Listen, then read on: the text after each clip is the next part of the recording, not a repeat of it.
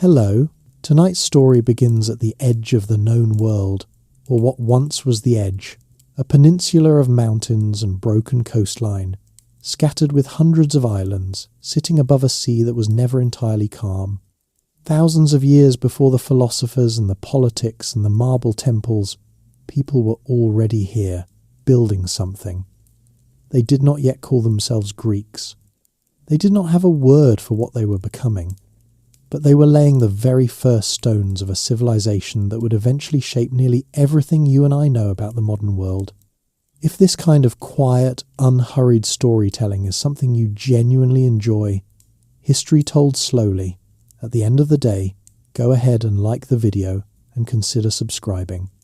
And before you settle in completely tonight, drop a comment with where you are in the world and what time it is there. Someone in Auckland at 2 a.m. sitting beside someone in Dublin, winding down after dinner. You are all here for the same reason, and that always makes this a warmer place to be. Now find a comfortable position. Let your shoulders drop. You do not need to be anywhere else or do anything else tonight. We are going all the way back further than Rome, further than the philosophers, further back than Athens herself. Tonight we start at the very beginning of the Greek story, and it is older, stranger, and more human than most people ever get the chance to hear. The story of Greece does not begin with democracy or philosophy or the great marble temples sitting on hilltops above the sea. It begins, almost entirely, with geography. Look at a map of Greece, and you begin to understand nearly everything. There is almost no flat ground. The country is a tangle of mountain ranges and narrow valleys, with a coastline so jagged and irregular that almost every inland community ends up being, somehow, within reach of water. The islands scatter outward into the Aegean by the hundreds, some inhabited for 10,000 years, some barely large enough to name. This particular geography did something to the people who lived there across the centuries. It made them sailors before it made them farmers. It made them traders before it made them soldiers. The mountains divided communities from one another, which meant that neighbouring villages, separated by a ridge of rock, could develop entirely different customs, entirely different loyalties, and later, entirely different systems of government. The sea connected them, but the land kept them apart. That tension between connection and separation would define Greek history for the next 3,000 years. The first great civilization to emerge in this part of the world did not actually begin on the Greek mainland at all. It began on the island of Crete. Around 3000 BC, a people now called the Minoans, a name given to them much later by modern scholars, borrowed from the legend of King Minos, began building something genuinely remarkable on that large southern island. By roughly 2200 BC, they had developed a writing system. By 2000 BC, they had constructed their first palaces.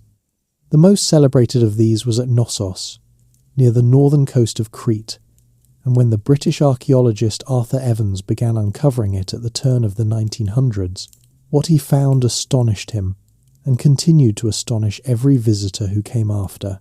The palace at Knossos was not a fortress. It had no thick defensive walls, no towers positioned for archers. It was open a maze of corridors, courtyards, storage rooms, and painted halls decorated with images of bulls, dolphins, and young acrobats vaulting through the air in a move that would injure a professional gymnast today. It had indoor plumbing, channels of running water, a drainage system more sophisticated than many European cities would have a full 1500 years later. The Minoans were not, at least in their prime centuries, a people preoccupied with war. They were a people who had decided, for a few remarkable centuries, that trade, administration, and the careful decoration of their walls were more interesting pursuits.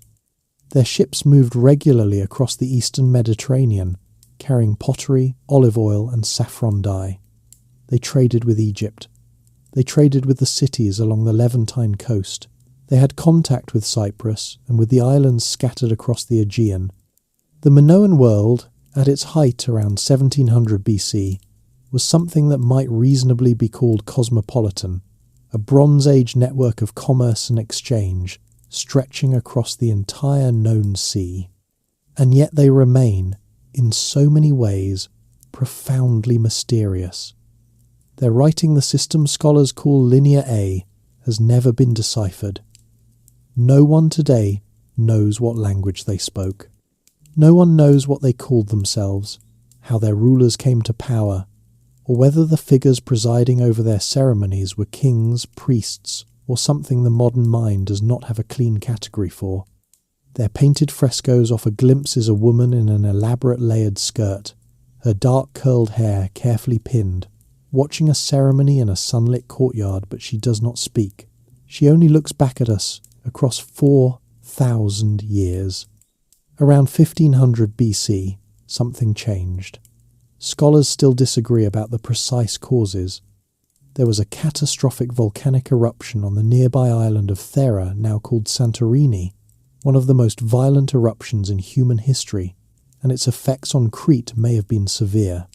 By around 1450 BC, the palace culture of Crete had collapsed, and a different people had moved in. These newcomers used a different script.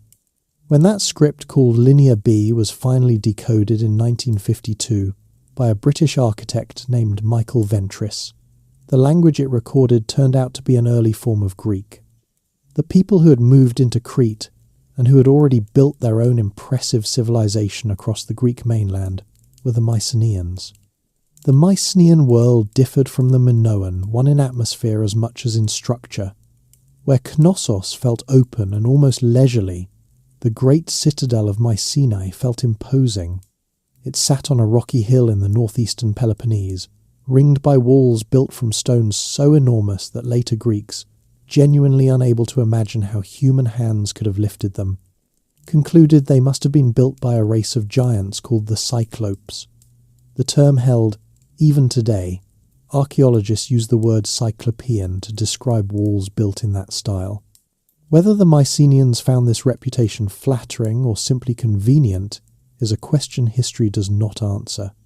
Inside those walls, the rulers of Mycenae were buried in deep shaft graves packed with bronze weapons, golden funeral masks, amber jewellery from the Baltic, and cups made of beaten silver.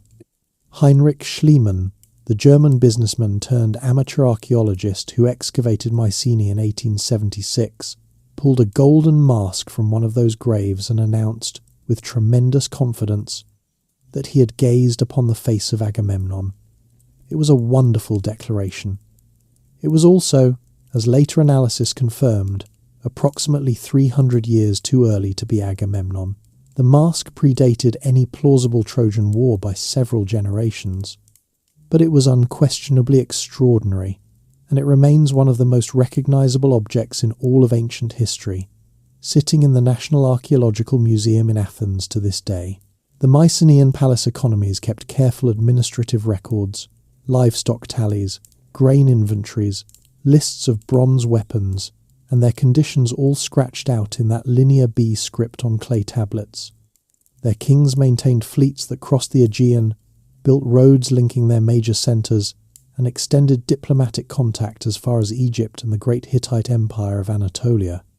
And somewhere in this period, around 1200 BC, possibly a generation earlier or later, something that may actually have been the Trojan War took place. The city of Troy, on the northwestern coast of what is now Turkey, was real. Archaeologists have found several layers of it, each built atop the ruins of an earlier version, stretching back thousands of years.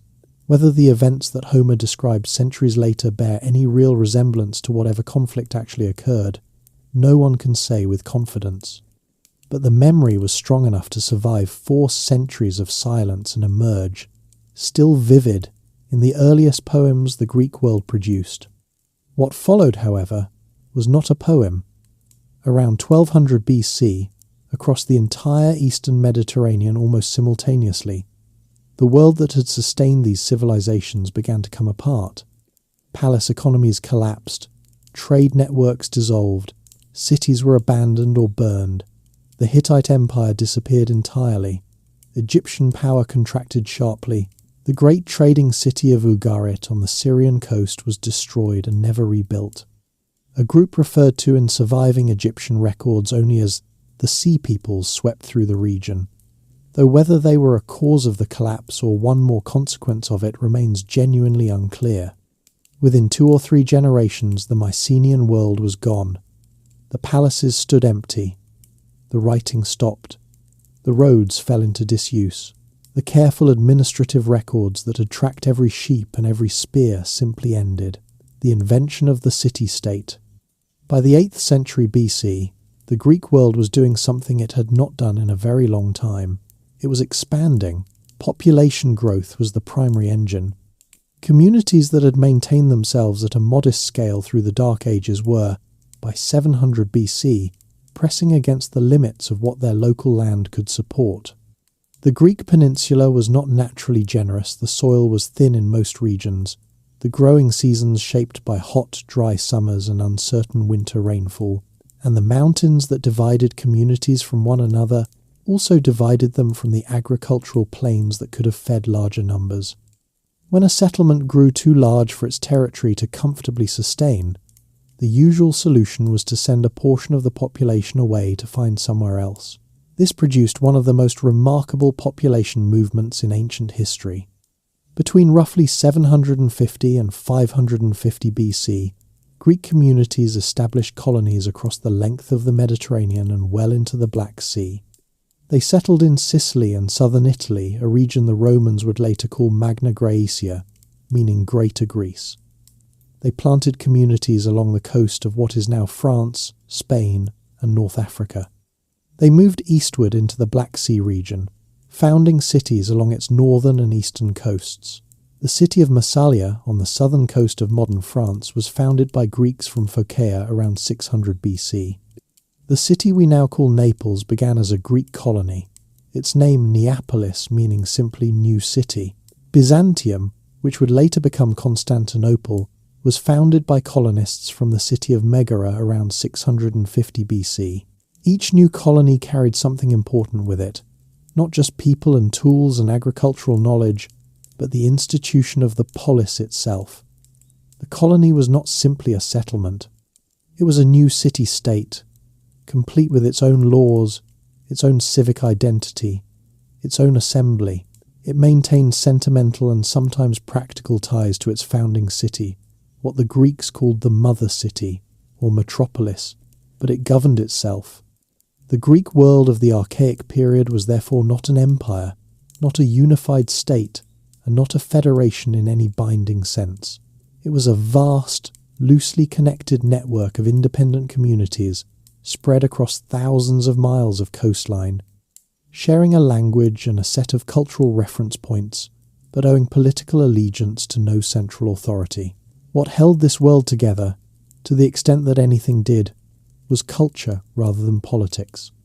The Olympic Games, held every 4 years at Olympia in the western Peloponnese, had been established by tradition in 776 BC, the earliest date in Greek history for which a continuous chronological record was maintained. People across the Greek world marked time by the Olympiad. The sanctuary at Delphi, where the oracle of Apollo gave pronouncements that cities and individuals consulted before major decisions, was another binding institution. Delphi belonged to no single polis. It was, in theory, the common property of the Greek world, administered by a council of representatives from different regions. To consult the oracle at Delphi was to participate in something larger than any individual city's concerns. These shared religious institutions gave Greeks a collective name for themselves and a collective name for everyone else. People who shared Greek language and culture were Hellenes. People who did not were barbaroi, a word that carried no automatic insult in its earliest usage, simply describing those whose speech sounded, to Greek ears, like the repeated syllable barbar rather than intelligible words. The idea of a cultural boundary between Greek and non-Greek was firmly in place by the 7th century BC, even though no political boundary existed to enforce it.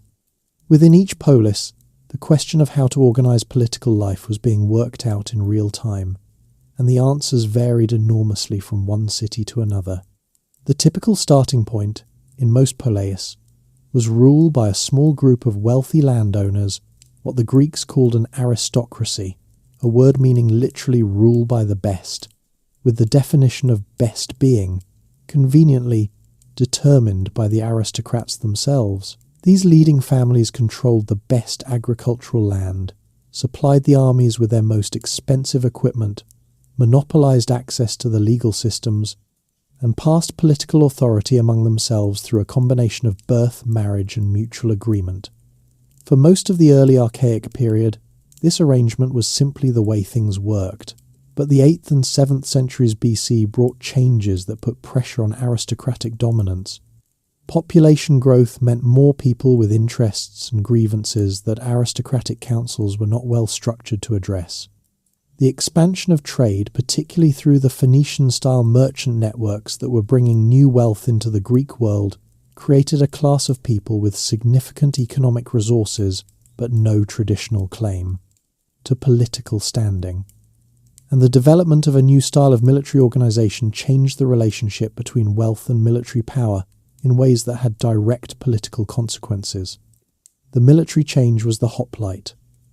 A hoplite was a heavily armoured infantry soldier who fought in a close formation called a phalanx, a tight block of men standing shield to shield, each protecting his neighbour's exposed right side with his own shield. The phalanx was devastatingly effective as a military tactic, but it required every man in the formation to hold his position. It depended, in other words, on collective discipline rather than individual heroic performance. The great single combat of the Homeric tradition, two champions meeting in the space between armies, while everyone else watched, had very little place in a phalanx. Equally importantly, hoplite equipment was expensive, but not impossibly so. A bronze helmet, a breastplate, greaves, a shield, and a spear could be purchased by a farmer of moderate means, not just by the very wealthy. This meant that the military defence of a polis increasingly depended on a broad class of middling citizens, landowners, who were not aristocrats, but who were not landless labourers either.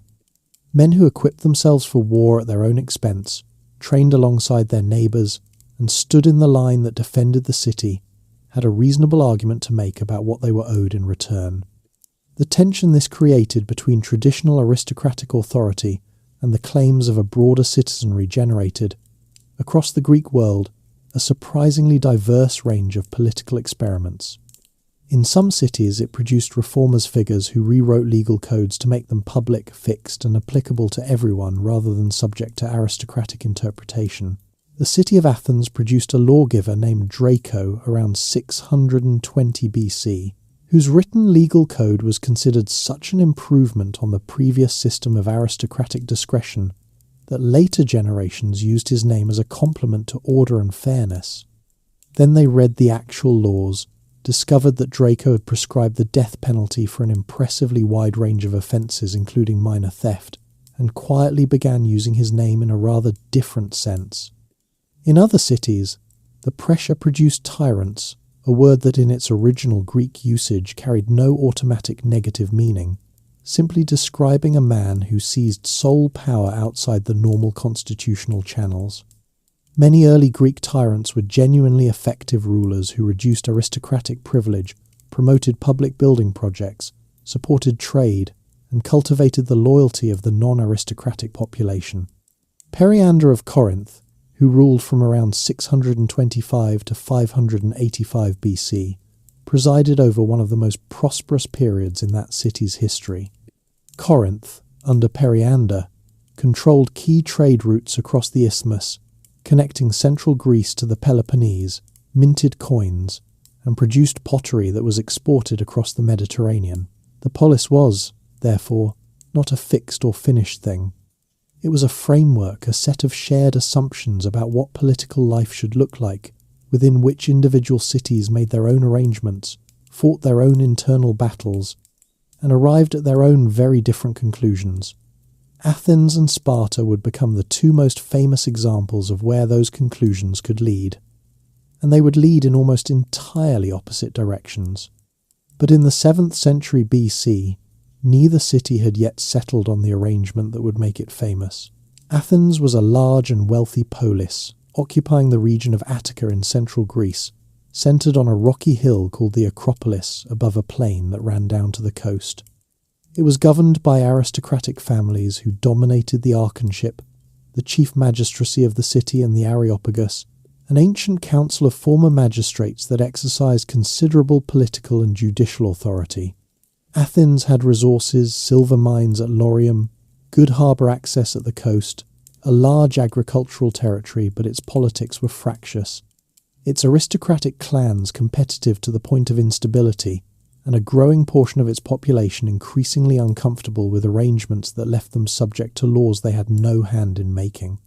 Sparta, in the southern Peloponnese, had already moved in a direction so distinctive and so different from every other Greek polis that it deserves, and will receive, a section of its own.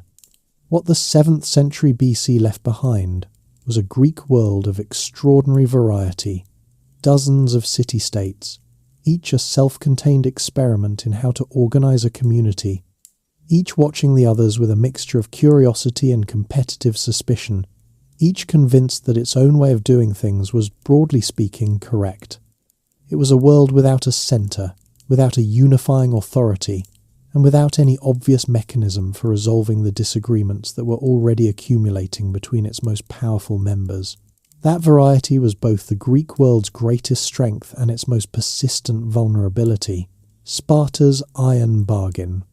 Every Greek city-state was a political experiment, but Sparta was something closer to a philosophical proposition, an attempt to answer, in permanent and institutional form, the question of what a society would look like if it subordinated absolutely everything to military excellence.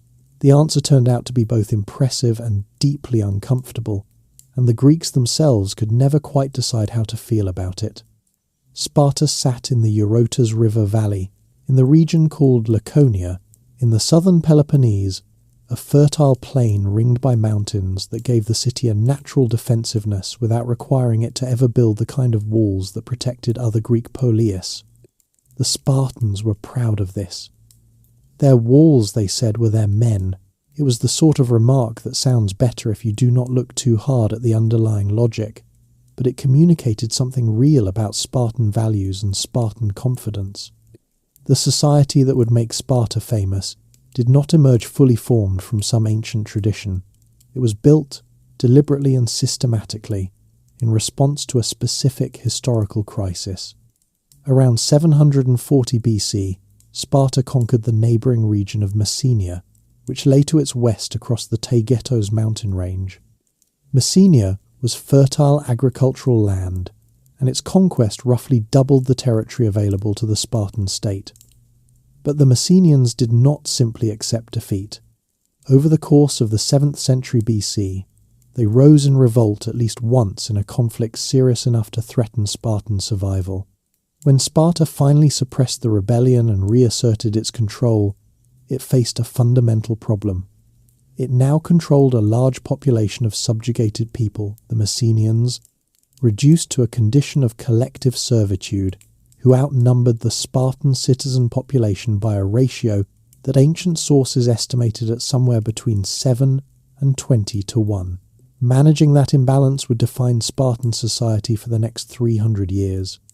The people the Spartans called helots were not slaves in the Roman sense. They were not individually owned, could not be sold, and were tied to the land rather than to a particular master.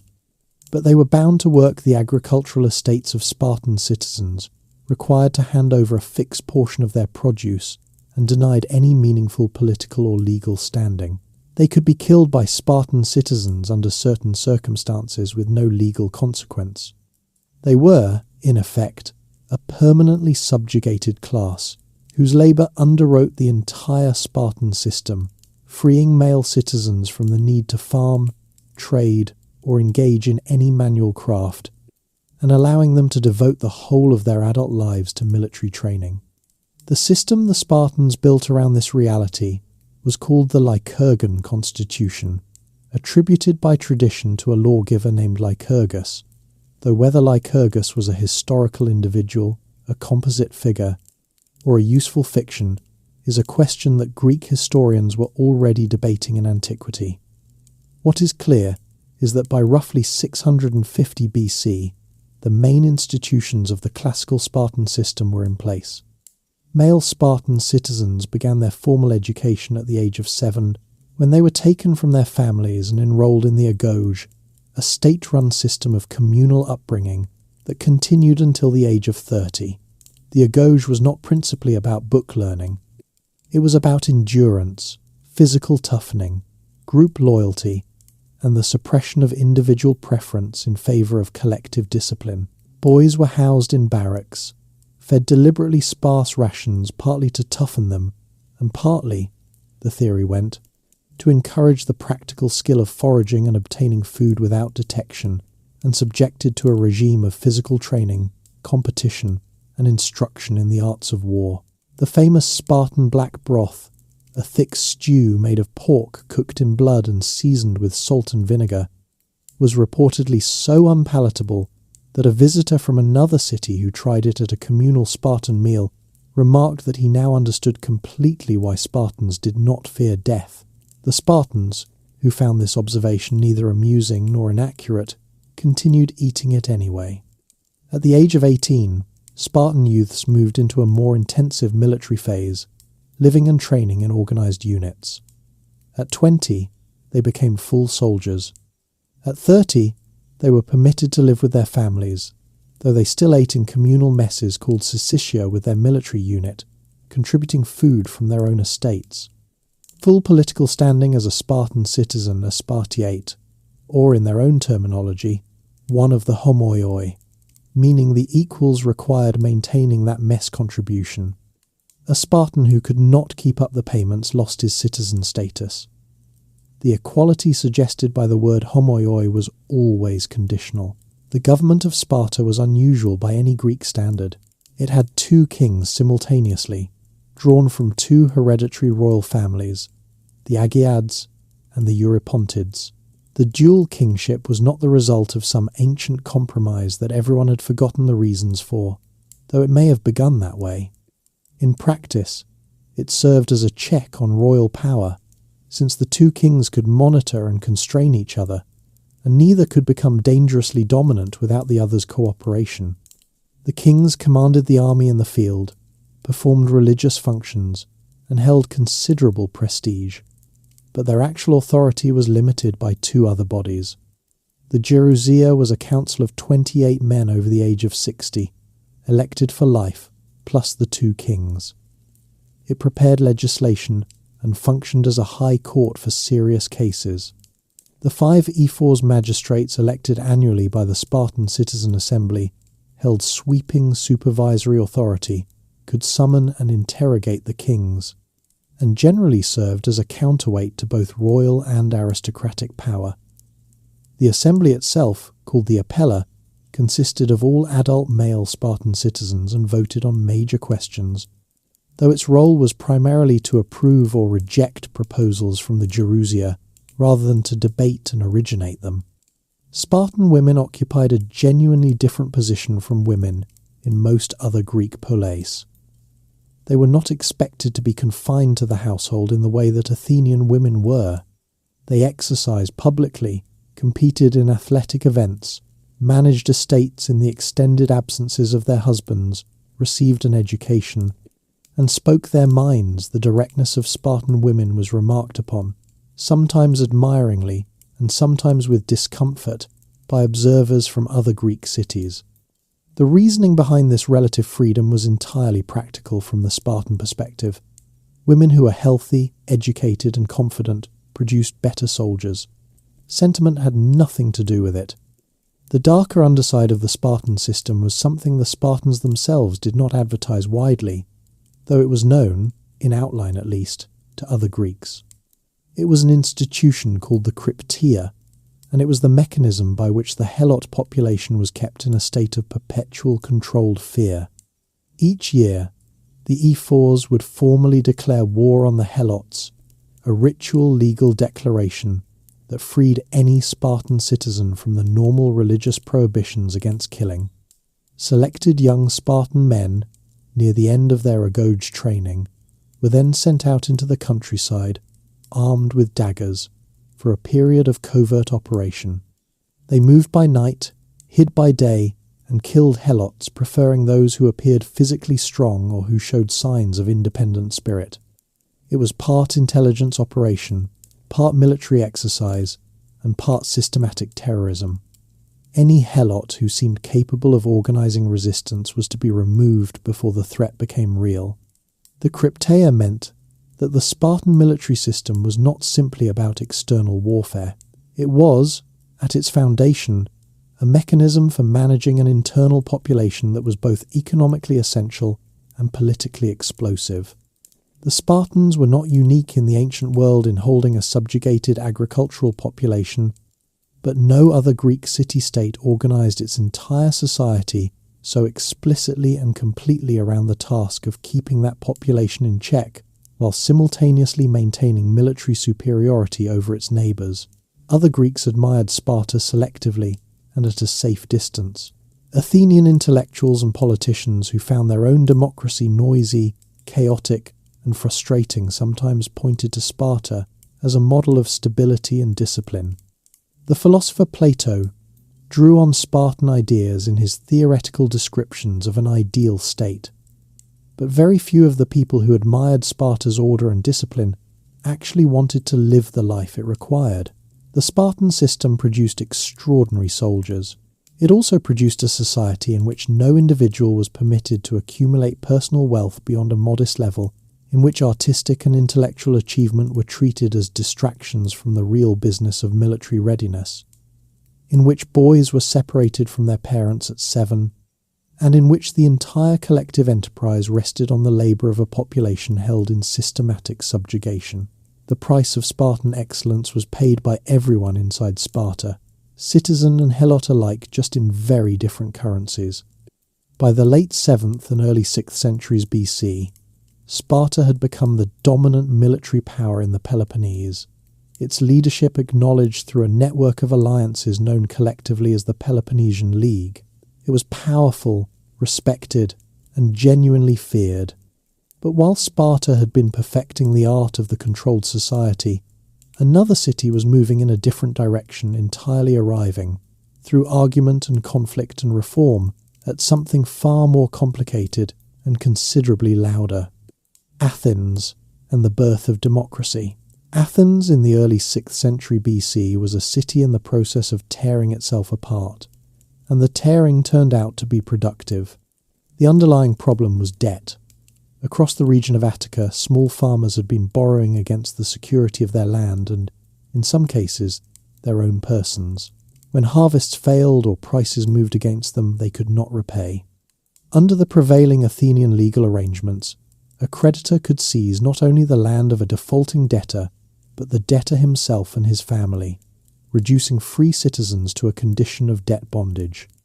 By around 600 BC, a significant portion of Attica's farming population was either landless, deeply indebted, or effectively enslaved to wealthy creditors. The aristocratic families who dominated Athenian politics, controlling the archonship, the Areopagus, and the courts were, in many cases, precisely the creditors to whom the indebted farmers owed money. The tension produced by this arrangement had been building for years. Other Greek cities facing similar pressures had sometimes resolved them through tyranny.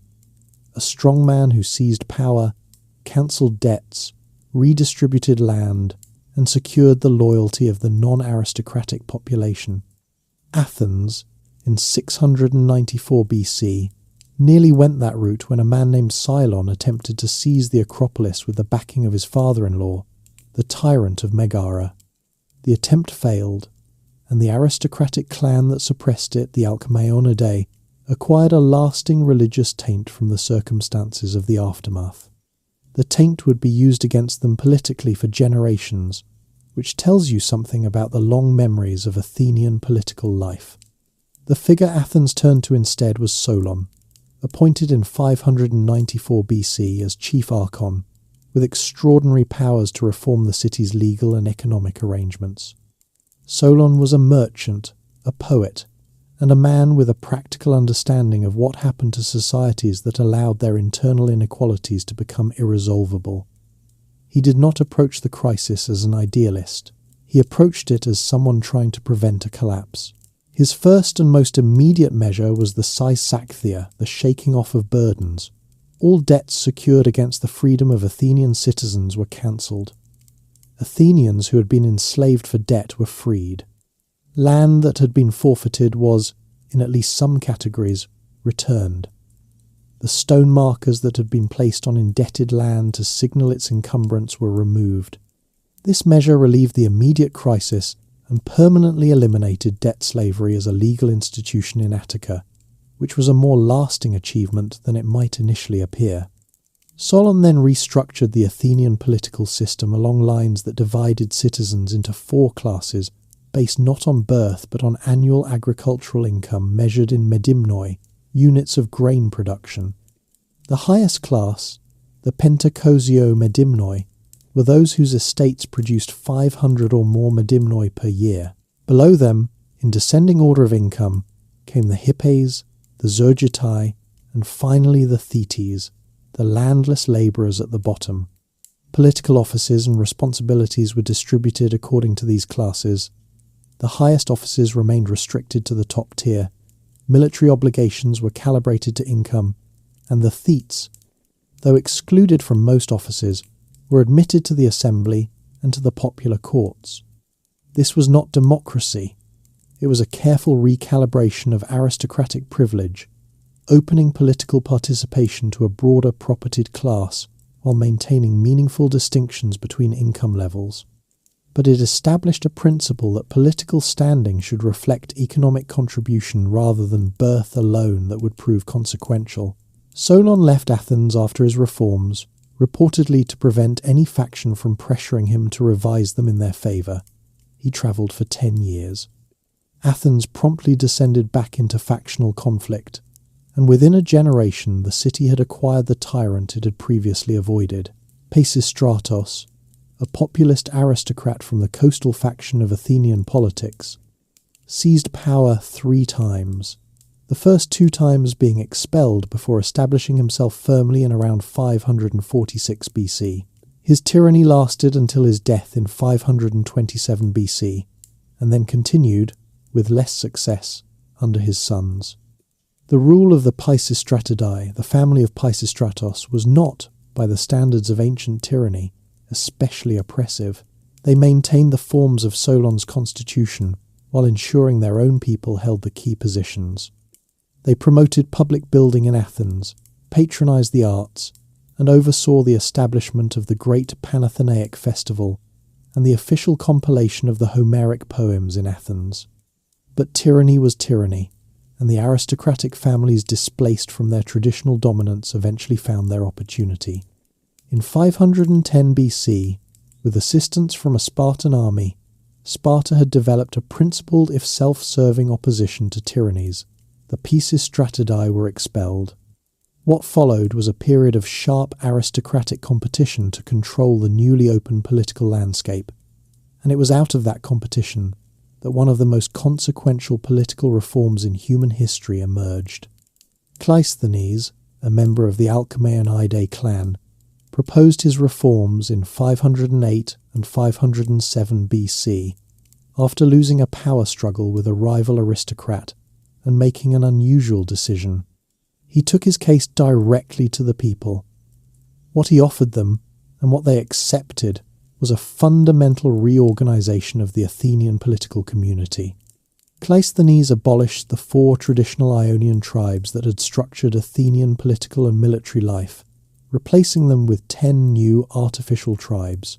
Each new tribe drew its members from 3 different geographical zones of Attica, the city, the coastal area, and the inland region, so that no tribe represented a single locality or could be dominated by a single powerful family's regional network.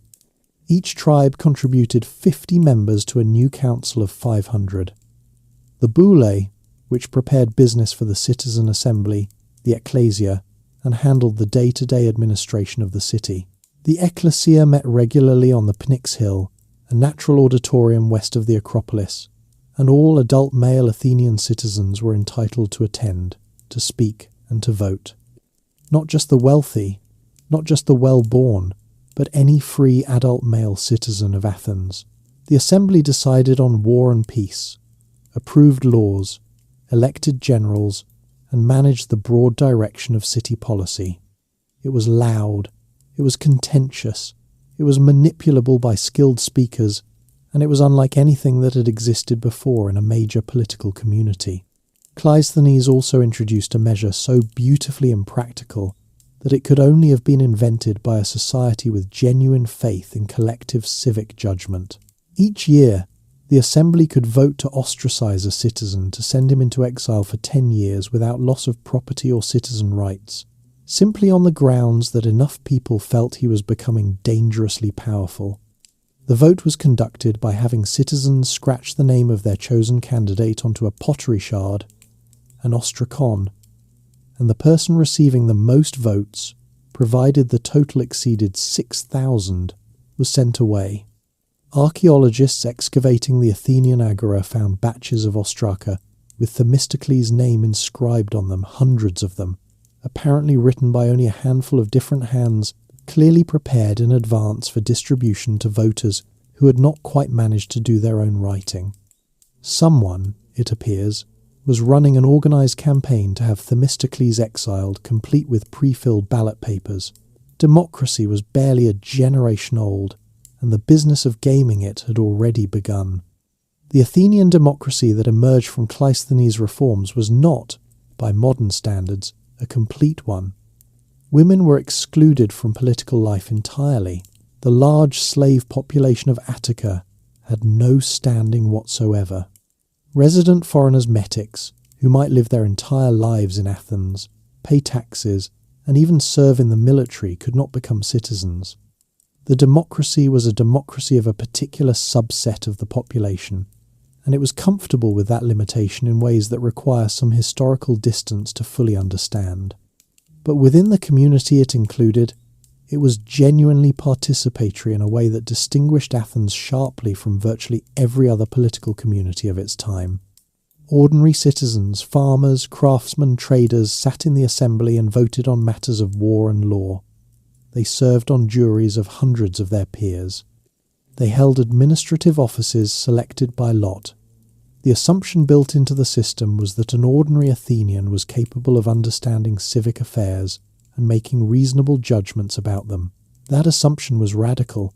It remained radical for a very long time. Athens, in 500 BC, was a city of perhaps 200,000 people in total. Citizens, women, children, metics, and slaves combined with a citizen body of perhaps 30 to 40,000 adult males. It was not yet the intellectual and cultural centre it would become. Its great buildings were still in the future. Its most famous philosophers had not yet been born, but it had built, through argument and crisis, and the occasional expulsion of unwanted persons, a political framework that would define it for the next 150 years, and that would eventually define something rather larger. First, though, Athens had to survive. Fire from the east.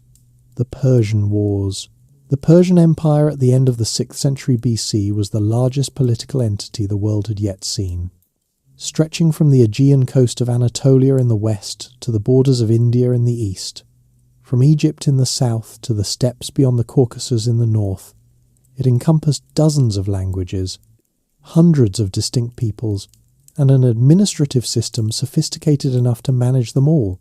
Its king, who bore the title King of Kings, ruled from palace complexes at Persepolis and Susa that made the grandest Greek temple look modest by comparison. The Persian state had resources, manpower, and organizational capacity on a scale that no Greek city-state or any combination of them could match. The collision between this empire and the Greek world began not with Persian aggression toward mainland Greece, but with a revolt among the Greek-speaking cities of Ionia, the western coast of Anatolia, that had been under Persian control since the conquests of Cyrus the Great in the 540s BC. The Ionian cities were prosperous, culturally active, and politically restless. Persian governance was not, by ancient imperial standards, especially harsh subject. Peoples were generally permitted their own customs, languages, and religious practices as long as they paid their tribute and provided troops. But the Ionians, accustomed to the political independence of the polis, found the experience of being administered as a satrapy, a Persian provincial district, increasingly uncomfortable. In 499 BC, a group of Ionian cities rose in revolt against Persian authority, led in part by the city of Miletus and its political leader Aristagoras. Aristagoras travelled to mainland Greece seeking military support. Sparta, the most powerful military force in Greece, declined. The distance was too great, the commitment too open-ended. Athens, perhaps moved by solidarity with Ionian Greeks who shared cultural ties with Attica, sent 20 ships. Eretria, on the island of Euboea, sent 5. It was not a large commitment, but it was enough to make both cities directly complicit in what followed. In 498 BC, the Ionian forces, with their Athenian and Eretrian allies, marched on Sardis, the capital of the Persian satrapy, and a city of considerable symbolic importance, and burned it. The Persian garrison withdrew to the citadel, and the city was largely destroyed, including a temple sacred to a local goddess. The burning of Sardis was subsequently used by the Persians as the formal justification for punitive action against those who had participated, and the names Athens and Eretria were noted accordingly. The Ionian revolt failed by 494 BC. The Persian fleet defeated the combined Ionian fleet at the Battle of Lade. Miletus was captured and its population scattered, and Persian control over the Aegean coast of Anatolia was reasserted. What remained were those noted names.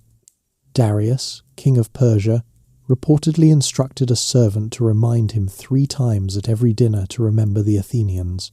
Whether this particular story is true or simply a good story is uncertain, but the Persian response was real enough. A first Persian expedition against Greece in 492 BC was led by Mardonius, Darius's son-in-law, and reached as far as the coast of Macedonia before a storm destroyed a significant portion of the fleet near the promontory of Mount Athos. The expedition withdrew. A second attempt 2 years later, in 490 BC, was a more direct naval assault. A Persian fleet under the commanders Datis and Artaphernes crossed the Aegean, subdued several island communities, destroyed Eretria in repayment for its role in the Ionian revolt, and landed its forces on the plain of Marathon, on the northeastern coast of Attica, roughly 25 miles from Athens. The Athenian response was to march their army to Marathon rather than wait behind the city's walls. The Athenian force, commanded by a board of 10 generals with a senior military official named Miltiades as the principal strategic voice, faced a Persian army that was substantially larger. Ancient sources give numbers for Persian forces that modern historians treat with considerable skepticism, but the Persian army was almost certainly larger, and it included cavalry that the Athenians did not have in equivalent numbers. Miltiades' solution was to thin the Athenian centre and strengthen the wings, then advance at a run, moving quickly enough to close the distance before Persian archers could thin the approaching lines at leisure. The wings enveloped the Persian centre, the Persians broke and retreated to their ships, and the Athenians had won a battle that had no logical reason to go in their favour. The Persians re-embarked and sailed around the Attic Peninsula toward Athens, presumably hoping to find the city undefended while the army was still at Marathon. The Athenian army marched back to Athens fast enough to be in position when the Persian fleet arrived. The Persians assessed the situation and withdrew. The Athenian victory at Marathon in 490 BC was militarily significant and psychologically enormous. It demonstrated that a Greek hoplite army could defeat a Persian force in open battle, and it gave Athens in particular a confidence and a sense of destiny that would shape its political culture for a generation. Darius died in 486 BC, before he could mount the larger response he had been preparing. His son Xerxes completed the preparations and led the campaign himself, personally commanding an expedition that was organised on a scale well beyond anything the previous Persian campaigns had attempted. Ancient sources give the Persian army sizes that cannot be taken literally. Herodotus, who wrote the most detailed account, offers numbers in the millions, but even sober modern estimates place the Persian force at well over 100,000 soldiers, supported by a fleet of perhaps 800 warships. It was, by any measure, a formidable undertaking. Xerxes had 2 bridges of boats constructed across the Hellespont, the narrow strait between Anatolia and Europe, to move his army into Europe. When a storm destroyed the first set of bridges before the army could cross, Xerxes ordered the strait itself to be punished. 300 lashes were administered to the water, and a pair of fetters were thrown in for good measure. The engineers who had built the first bridges were executed. New bridges were constructed and the army crossed. The Hellespont, presumably chastened, offered no further resistance. The Greeks who decided to resist, and not all of them did, a significant number of northern Greek cities medized, meaning they submitted to Persia and provided support for the invasion, organised their defence under Spartan leadership.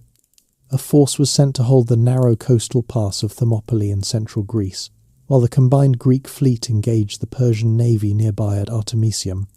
The Spartan king Leonidas held Thermopylae for 3 days with a force that ancient tradition records at 300 Spartans, alongside several thousand allied troops from other Greek cities. The Persian force was eventually able to outflank the Greek position through a mountain path shown to them by a local man named Ephialtes. When the flanking movement was confirmed, Leonidas sent most of the allied forces away and remained with the Spartans and a contingent of Thespians and Thebans to hold the pass long enough for the retreat to be organised. The Spartan dead were buried where they fell, and a stone marker was placed above them with an inscription that the Spartan poet Simonides composed, that the passerby should know that here, obedient to their laws, they lay. Athens was evacuated. The Persian army arrived and burned the city. The Acropolis, which a small group had held, was taken and its buildings destroyed. The decisive engagement came at sea, in the narrow strait between the island of Salamis and the Athenian mainland, in late September of 480 BC. The Athenian commander Themistocles, who had spent the previous decade convincing Athens to invest its silver mine revenues in a fleet of 200 trireme warships, manoeuvred the Persian fleet into the narrow waters where its numerical superiority was negated, and where the heavier, better crewed Greek ships could operate effectively. The Persian fleet suffered heavy losses and withdrew. Without reliable naval supply lines, a large land army could not sustain itself indefinitely in a hostile country, and Xerxes returned to Persia with a significant portion of his forces. The remaining Persian army, under Mardonius, was defeated the following year at the Battle of Plataea in 479 BC, where a large Greek coalition force, this time under Spartan command, destroyed the last major Persian presence in mainland Greece. On the same day, by the tradition preserved in ancient sources, the Greek fleet defeated the remaining Persian naval force at Cape Michael on the Ionian coast. The Persian wars were over, and Greece had survived them. What happened to Greece in the years immediately following was, in many respects, shaped entirely by the fact of that survival, and by the very different conclusions that Athens and Sparta drew from it. The Golden Age, Athens at its height. Victory over Persia did not produce humility in Athens. It produced ambition, and Athens pursued that ambition with a focus and energy that transformed it, within a generation, from a significant Greek city into something rather closer to an empire. The mechanism was the Delian League. In the years immediately following the Persian Wars, a coalition of Greek city-states organised under Athenian leadership to continue operations against Persia, protecting the Ionian cities, clearing Persian forces from remaining Aegean positions, and maintaining a naval force capable of deterring future Persian incursions. Member states contributed either ships or money, with money being, in practice, the preferred contribution since ships required trained crews and regular maintenance. The League's common treasury was kept on the sacred island of Delos, which gave the organisation its name. Over the course of the following decades, the League gradually transformed. In 454 BC, the treasury was moved from Delos to Athens officially for security reasons, though security was a flexible concept when applied to funds already located on a major island, protected by the most powerful navy in the Aegean. Member states that fell behind in their contributions found Athenian warships appearing in their harbours. States that attempted to leave the League found that leaving was not an available option. By the middle of the 5th century BC, the Delian League had become, in practical terms, an Athenian empire, one that Athens administered, taxed, and directed according to its own interests, while maintaining the vocabulary of voluntary alliance. The leader most closely identified with this period was Pericles, who dominated Athenian politics from around 460 BC until his death in 429 BC. Pericles was an aristocrat by birth, a member of the Alcmaeonidae on his mother's side, who had committed himself to the democratic faction in Athenian politics and built a career through the assembly rather than through the aristocratic networks his family background might have supported. He was a careful speaker rather than a spectacular one, known for precision and clarity rather than rhetorical fireworks, and he combined an unusual ability to communicate complex strategic thinking to a mass audience with the political skill to maintain majority support in an assembly that was perfectly capable of changing its mind. The revenue flowing into Athens from the tribute of allied states gave Pericles the resources to pursue a program of public building on a scale that the city had never before attempted. Athens had been burned by the Persians in 480 BC, and the Acropolis, the rocky hill above the city that held its most sacred temples, had been left in deliberate ruins for a generation, as a visible reminder of what Persia had done and why the war continued.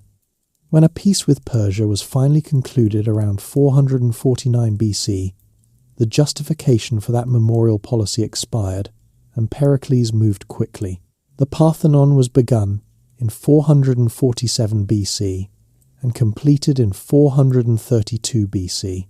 It was a temple to Athena, the city's patron deity, built entirely of white marble from the nearby Mount Pentelicus, designed by the architects Ictinus and Callicrates, under the overall artistic direction of the sculptor Phidias. The building was technically innovative in ways that are not immediately obvious to the eye. Its columns are not perfectly straight, but curve very slightly outward. Its floor is not perfectly flat, but curves very slightly upward at the centre, and the columns lean inward at an angle so slight as to be invisible individually, but mathematically precise. These adjustments were made to correct for the optical distortions that perfectly straight geometry would create at that scale. The resulting building looks, to the human eye, more regular than a mathematically regular building would. Inside stood a statue of Athena, created by Phidias, roughly 12 meters tall, constructed over a wooden framework and covered in ivory and gold. The gold alone, carefully recorded, weighed approximately 44 talents. Pericles' political opponents raised the entirely reasonable objection that using allied tribute funds, money contributed for the purpose of collective defense against Persia, to build gold-plated statues and marble. Temples for the glorification of Athens was not, strictly speaking, what the contributing states had agreed to. Pericles responded, with admirable directness, that as long as Athens provided the defence it had promised, the Allies had no particular claim on how Athens spent what remained. The assembly, surrounded by the evidence of what that spending was producing, found this argument persuasive. The Acropolis building programme continued beyond the Parthenon. The Propylaea, an elaborate gateway complex marking the entrance to the sacred precinct, was begun in 437 BC. The small but exquisite temple of Athena Nike was added shortly after. The Erechtheion, with its famous porch of 6 female figures serving as columns, was completed before the end of the century. The effect of the whole ensemble, seen from the city below or from the surrounding plain, was of a hillside entirely transformed into an architectural statement about the wealth, piety, and ambition of the city that had built it. The Athens of the 5th century BC supported, and in many cases actively sponsored, an intellectual and artistic culture of extraordinary range. The theatre festivals held in honour of Dionysus were civic events, funded by wealthy citizens assigned the responsibility of paying for chorus training and costumes as a form of public service. Aeschylus, who had fought at Marathon and lived to write plays about the moral consequences of the Persian Wars, produced the Oresteia trilogy in 458 BC, a connected sequence of 3 plays tracing the logic of inherited violence and its resolution through law. Sophocles, who served as a general under Pericles as well as writing drama, gave Athens Oedipus, Rex, and Antigone. Euripides, the youngest of the 3 great tragedians, pushed the form toward psychological realism in ways that made audiences deeply uncomfortable and made him, consequently, enormously influential. Comedy had its own great practitioner in Aristophanes, who wrote plays that lampooned prominent politicians, made jokes about the ongoing Peloponnesian War to audiences who were suffering through it, and demonstrated that Athenian democracy's tolerance for public criticism extended further than most governments then or since have been willing to go. The writing of history as a disciplined inquiry into past events based on evidence and critical reasoning, rather than as mythology or royal chronicle, emerged in this period almost simultaneously from 2 figures shaped by the Athenian world. Herodotus of Halicarnassus, who spent significant time in Athens, produced an account of the Persian Wars that ranged so widely across the geography and customs of the known world that his detractors called him a fabulist, and his admirers called him the father of history. Thucydides, an Athenian general who was exiled for a military failure in 424 BC, and used his years of exile to interview participants and study the conflict he had lived through, produced an account of the Peloponnesian War that reads, "Even today, as a masterclass in analytical historical writing." Walking in the agora, the open civic and commercial space at the heart of Athens during this period, a citizen might encounter Socrates conducting one of the extended questioning conversations through which he claimed to be pursuing wisdom rather than teaching it. Socrates wrote nothing. What he did was talk relentlessly, precisely, with a talent for leading educated and confident men to discover that their firmly held beliefs did not survive careful examination. He made enemies with efficiency. He also made disciples, among them Plato, whose written dialogues preserve the Socratic method and extend it into questions about justice, beauty, knowledge, and the nature of the good life that philosophy has been reworking ever since. The Athens of Pericles was, by any measure, an exceptional place and an exceptional moment. It was also a city built on slave labour. Estimates suggest that roughly 1/3 of the total population of Attica may have been enslaved, and on the economic exploitation of subordinate allies who had not freely chosen their subordination. The women of Athens, unlike their counterparts in Sparta, were largely confined to the domestic sphere, excluded from the political and intellectual life that made the city famous. The freedom that Pericles celebrated in the funeral oration recorded by Thucydides was the freedom of a specific class of Athenian men, enjoyed at the considerable expense of everyone else in the social order. This did not make the intellectual and cultural achievements less real. It did mean they rested on foundations that the city had never examined with the same rigour it applied to philosophy and drama and the geometry of temple columns. By the 430s BC, the tension between Athens and Sparta, both strengthened by the Persian War experience, both operating within a Greek world too small for 2 powers of their ambition, had reached a point that most informed observers could see was not sustainable. The golden age of Athens was approximately 30 years old. It had roughly 2 years left. How Greeks actually lived. History tends to record the exceptional, the battles, the reforms, the famous speeches, and leave the texture of ordinary daily existence as background noise. But the city that produced the Parthenon and the plays of Sophocles was also a city where most people woke before dawn, ate plain food, worked with their hands, and went to bed when it got dark because oil lamps were expensive and sleep was free. Both things were true at the same time, and the second is just as worth understanding as the first. The physical shape of a classical Greek city was organized around a few key spaces. The agora, the central open area that served simultaneously as marketplace, civic meeting ground, and social hub, was where much of daily life played out for the male citizen population.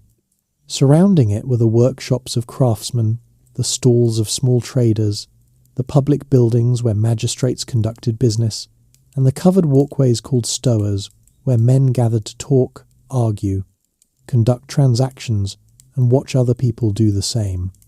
The Acropolis rose above the city as its sacred precinct. The harbour, in Athens' case at Piraeus, several miles from the city centre, was the economic engine that kept the whole enterprise running. Houses across the classical Greek world were, by the standards of the public buildings being constructed at the same time, modest. They were typically built around a central courtyard, with rooms opening off it, constructed from mud brick on stone foundations with tiled roofs. They were designed for function rather than display the private face of Greek culture deliberately understated compared to its public one. Walls were plastered and sometimes painted, floors were packed earth or simple mosaic in wealthier homes, and furniture was limited to beds, wooden chests, chairs, and the occasional low table.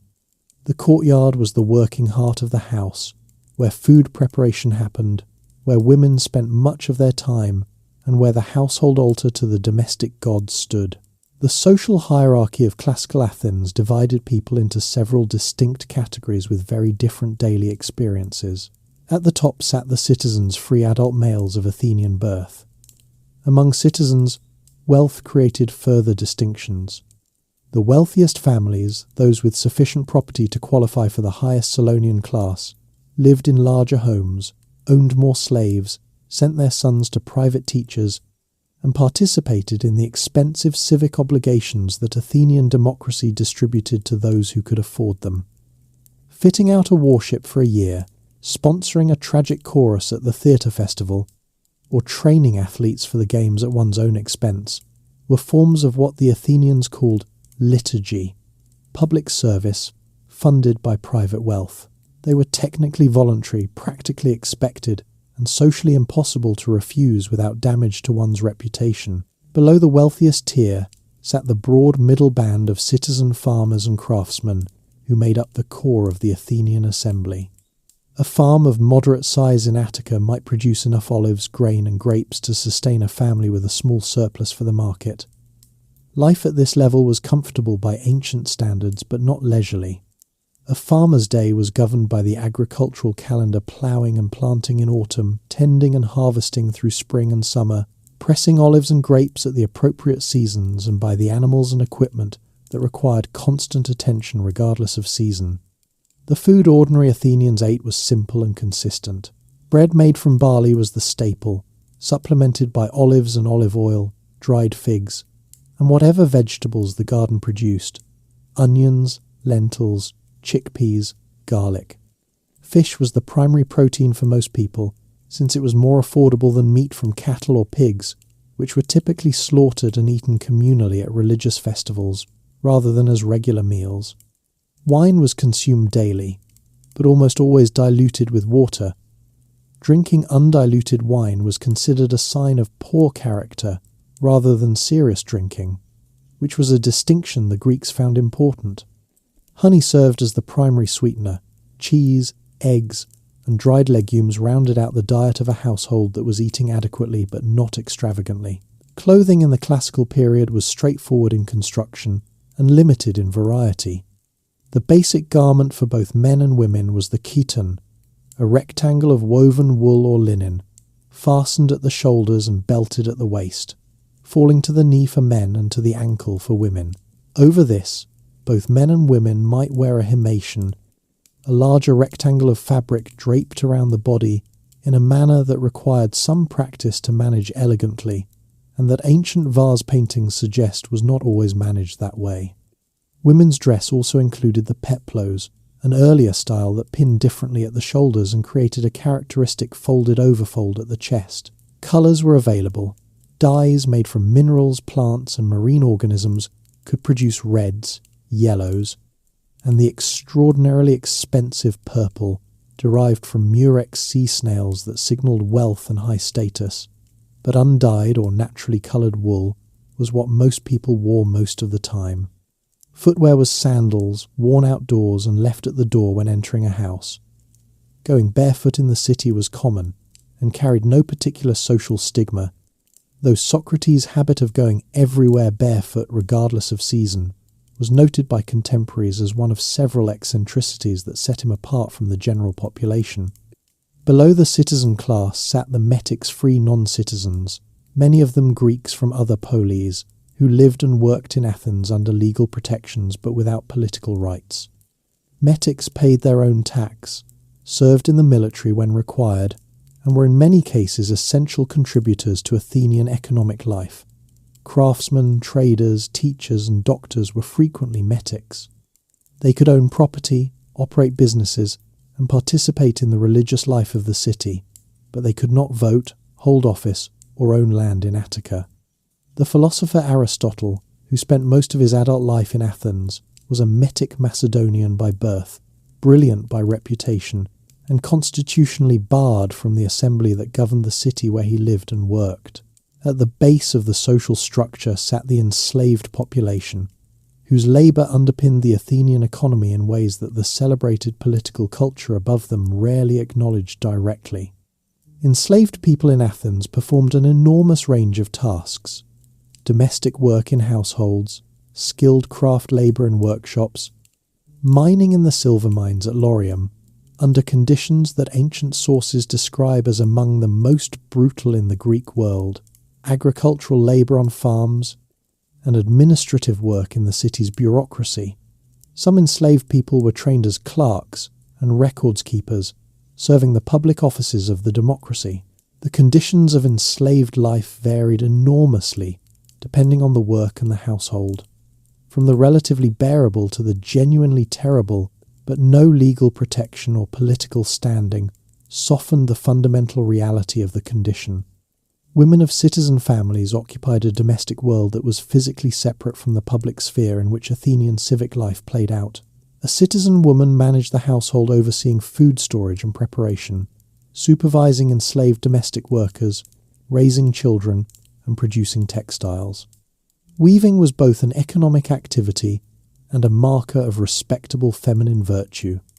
Women moved through the city for religious festivals, funerals, and certain social occasions, but the expectation that a respectable woman's life was centred on the household was both a legal and a social reality.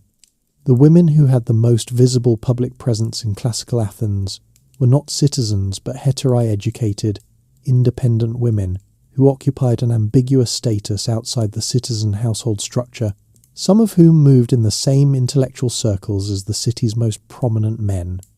The day in Athens began early. The agora filled with traders and buyers from shortly after dawn. Men conducted their business legal, commercial, political, through the morning hours. The main meal of the day was taken in the early afternoon, followed by a rest during the hottest part of the day. Evening brought the institution of the symposium for those who could afford to participate, a formal drinking party held in the male dining room of a house, where guests reclined on couches, drank wine in measured rounds from a shared mixing bowl, and engaged in the competitive performance of singing, recitation, debate, and increasingly elaborate wordplay that was one of the primary forms of elite male socializing. Symposia could be intellectually serious or merely entertaining, and surviving accounts suggest they were frequently both simultaneously. The gods were present throughout all of this in ways that were practical, rather than merely ceremonial. Every significant action, a journey, a business transaction, a marriage, a military campaign, was preceded by some form of religious acknowledgement. The household maintained its own small shrines. The city maintained its great temples. The boundary between religious observance and daily routine was not clearly drawn, because in the classical Greek understanding, the gods were not remote figures concerned only with grand affairs. They were interested in everything, and it was sensible to keep them informed and reasonably satisfied. It was a world that worked hard, ate simply, dressed plainly, argued constantly, and believed that how a citizen conducted his public life mattered as much as anything else he might do. The philosophy and the drama and the architecture were not separate from ordinary life. They grew directly out of it. Greeks against Greeks, the Peloponnesian War, the war that broke out in 431 BC between Athens and Sparta, had been building for at least a generation, and the stated causes a dispute over the city of Epidamnus, a quarrel about Megara's trading rights, a naval confrontation near the island of Corcyra were, as Thucydides observed in the opening pages of his history, not the real cause at all. The real cause, he wrote, was the growth of Athenian power and the fear it inspired in Sparta. Everything else was occasion rather than origin. The fear was reasonable. In the 50 years since the Persian Wars, Athens had converted a voluntary defensive alliance into a tribute-collecting empire, built the most powerful navy in the Mediterranean, constructed the long walls that connected the city to its port at Piraeus, and made it effectively impregnable to land attack, and accumulated a substantial financial reserve in silver stored on the Acropolis. Sparta watched this accumulation with the particular anxiety of a power that had built its security on land supremacy, and now found itself facing a rival that operated in an entirely different strategic environment. Two systems of power had developed that were not easily compatible in the same world. The opening strategy on each side reflected the structural reality. Sparta and its Peloponnesian allies invaded Attica annually, burning crops and farmland. Athens refused to meet them in open land battle, which would have been to fight on Spartan terms, and instead relied on its walls, its fleet, and its ability to conduct coastal raids around the Peloponnese. The Athenian rural population, following Pericles' strategy, moved inside the walls of Athens and Piraeus, leaving the farmland to the Spartans while the navy maintained the empire's tribute income. The strategy was sound. Its consequences were not foreseeable. In 430 BC, during the second Spartan invasion of Attica, a plague entered Athens through its port. Modern analysis of the ancient description suggests something in the vicinity of typhoid fever, combined with a toxic shock complication, though the exact disease remains debated. What is not debated is the scale of destruction. Athens, its rural population crowded behind its walls in conditions that could not have been designed better for the spread of infectious disease, lost somewhere between a quarter and a third of its total population over the following 3 to 4 years. Pericles himself died of it in 429 BC, leaving the Athenian political scene without the figure who had shaped it for 30 years. The plague did not end the war. Athens had the financial reserves and the institutional momentum to continue, but it removed Pericles' restraining strategic hand from a democracy that was now susceptible to less patient voices. The decade that followed what later historians call the Archidamian War after the Spartan king. Archidamus, who had led the early invasions, produced military stalemate punctuated by small tactical victories on each side. The Athenian general and Tanna's son Cleon pushed for a more aggressive Athenian strategy and achieved a notable success at Pylos in 425 BC, capturing over 120 Spartan soldiers alive, including a number of full Spartiates whose survival mattered to Sparta in ways the numbers alone do not convey, since Sparta's citizen population had been declining for generations. On the other side, the Spartan commander Brasidas conducted a brilliant northern campaign, detaching important Athenian tribute-paying cities from the alliance through a combination of military pressure and unexpectedly generous political terms. Cleon and Brasidas both died at Amphipolis in 422 BC in the same engagement, which was the kind of coincidence that ancient writers treated as meaningful and modern historians treat as convenient. Their deaths removed the two figures most committed to continued fighting, and a peace treaty, the Peace of Nicias, named for its Athenian negotiator, was concluded in 421 BC. It was supposed to last 50 years. It lasted about 6. The figure who did the most to undermine it was Alcibiades, a young Athenian aristocrat of extraordinary personal gifts and almost complete political reliability in the negative direction. Beautiful, wealthy, brilliantly intelligent, and possessed of an ambition that no available theatre was quite large enough to satisfy, he had grown up as a ward of Pericles and had absorbed the Periclean vision of Athens as an empire capable of indefinite expansion. In 415 BC, he persuaded the Athenian assembly to approve the largest military expedition the city had ever attempted, an invasion of Sicily, aimed at bringing the wealthy island communities of the western Mediterranean under Athenian control. The assembly voted for this with considerable enthusiasm.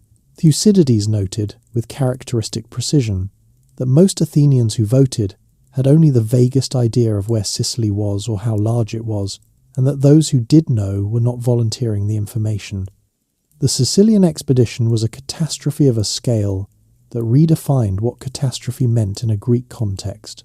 The expedition's joint command was fractured from the start, when Alcibiades was recalled to Athens to face religious charges connected to the mutilation of the city's Hermes statues. On the night before departure, an act of sacrilege, whose perpetrators were unknown, but whose political usefulness against Alcibiades was immediately apparent to his enemies. Rather than return to face a trial he correctly assessed as likely to end in his death, Alcibiades sailed instead to Sparta and offered his services and detailed knowledge of Athenian plans to the enemy. Left under weaker command, the Athenian force in Sicily was besieged inside its own siege lines around Syracuse. The Athenians sent reinforcements. The reinforcements were also trapped. In 413 BC, after 2 years of progressively deteriorating position, the entire Athenian force attempted to retreat overland. The Syracusans and their Spartan advisors pursued them, caught them, and destroyed what remained. The Athenian dead and captured numbered in the tens of thousands. The fleet of 200 ships was gone. The financial reserves accumulated over decades were largely spent. Athens rebuilt with a resilience that surprised everyone, including Sparta. The city continued fighting for another 9 years, winning significant naval engagements and losing others, navigating a political crisis that briefly replaced the democracy with an oligarchic council of 400 before the democratic institutions reasserted themselves. Alcibiades, characteristically, changed sides again and then again, before being eventually removed from Athenian command after one of his subordinates lost a battle he had specifically been ordered not to fight. The war's final phase turned on Persian money. Sparta, after decades of insisting that the war was about liberating Greeks from Athenian tyranny, accepted a Persian subsidy in exchange for acknowledging Persian sovereignty over the Ionian Greek cities, which was, diplomatically, a spectacular reversal of everything the Persian wars had supposedly established, achieved without apparent irony. The Persian money financed a Spartan fleet under the admiral Lysander who, in 405 BC, destroyed the last significant Athenian fleet at Aegospotami in the Hellespont by the straightforward method of attacking, while most of the Athenian crews were ashore foraging for food. Without its fleet, Athens had no income from the empire, no way to import the grain it depended on, and no strategic option beyond slow starvation. In 404 BC, Athens surrendered.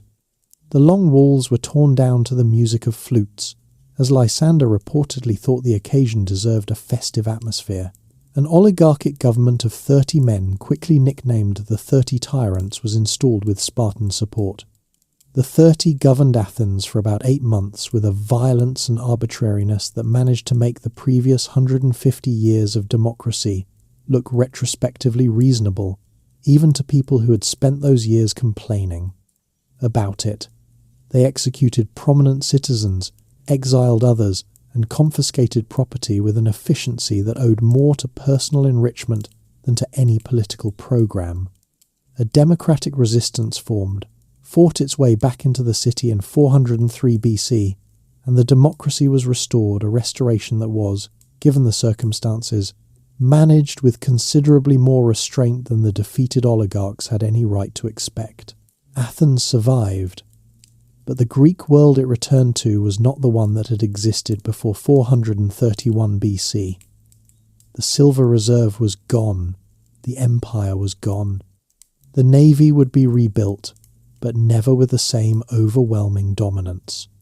The allied cities that had been held in tributary subjection had been exposed, in the war's final phase, to a level of Athenian desperation that had removed whatever pretense of voluntary cooperation remained. More broadly, a generation of Greek men across the entire peninsula had been fed into a conflict that had solved nothing except to exhaust everyone involved. Sparta's declared aim of liberating the Greeks had produced a Spartan empire more nakedly exploitative than the Athenian one it replaced. The trust between Greek police, never robust, had been corroded past any easy repair. The Greek world was weaker than it had been in 431 BC, poorer, more suspicious, and less able to act collectively. It had approximately 50 years before it would need to do precisely that, against a threat that would make the Persian Wars look manageable: the Macedonian interruption, Philip and Alexander. The Greek city-states spent the 50 years after the Peloponnesian War doing what they had always done, only with less energy and less money than before. Sparta attempted to hold the dominant position its victory had supposedly secured, discovered that dominance was more expensive to maintain than to achieve, and found itself challenged by Thebes, whose general Epaminondas developed a new tactical approach, concentrating overwhelming force at a single point in the battle line, rather than distributing it evenly that defeated Sparta at the Battle of Leuctra in 171 BC, and shattered the reputation for invincibility that had been the real foundation of Spartan power. Thebes then attempted leadership of the Greek world, found it equally thankless, and by the 350s BC, the Greek peninsula was back to its habitual condition of multipolar exhaustion. Into this environment came Macedonia. Macedonia was a kingdom in the mountainous region north of the Greek peninsula proper, and its relationship to Greek identity had always been ambiguous. The Macedonian ruling class spoke Greek, participated in Greek religious customs, and competed in Greek athletic games. The Macedonian kings claimed descent from Heracles and were accepted at Olympia on the basis of their proclaimed Greek heritage. The ordinary Macedonian population spoke a dialect that Greeks from the southern Polis found difficult to follow and sometimes refused to recognize as Greek at all. Southern Greeks tended to regard Macedonians as northern barbarians with aristocratic pretensions, which was both somewhat unfair and politically useful, as a way of dismissing a power they preferred not to take seriously. They were still in the process of not taking it seriously when Philip II took the Macedonian throne in 359 BC and began the systematic project of making their opinion irrelevant. Philip had spent time as a hostage in Thebes during his youth and had observed Epaminondas' tactical innovations directly. He returned to Macedonia with a thorough education in what made military forces effective and immediately applied it. The army he rebuilt used a longer spear than the standard Greek hoplite lance, the sarissa, roughly 5 to 6 meters in length. Wielded with 2 hands deployed in a deep phalanx formation whose front ranks bristled with overlapping spear points that no conventional force could get through. Crucially, the Macedonian cavalry recruited from the Macedonian aristocracy and trained to operate in coordinated combination with the infantry, was designed to strike at the vulnerable flanks and rear that the phalanx locked down from, the front. The two elements worked together as a combined system rather than as separate arms that happened to be fighting the same battle. Philip spent the 350s BC securing his northern and western borders, neutralizing tribal threats, and extending Macedonian control over Thrace and its gold mines, which gave him the financial base to maintain and expand his army. He also demonstrated a consistent preference for diplomacy, bribery, and well-timed marriage alliances over military force when those tools could achieve his objectives. He reportedly said that no fortress was impregnable if there was a donkey that could carry gold up to its gates, which was practical wisdom of the kind that made him simultaneously effective and difficult to trust. His involvement in the southern Greek world deepened through the 340s BC.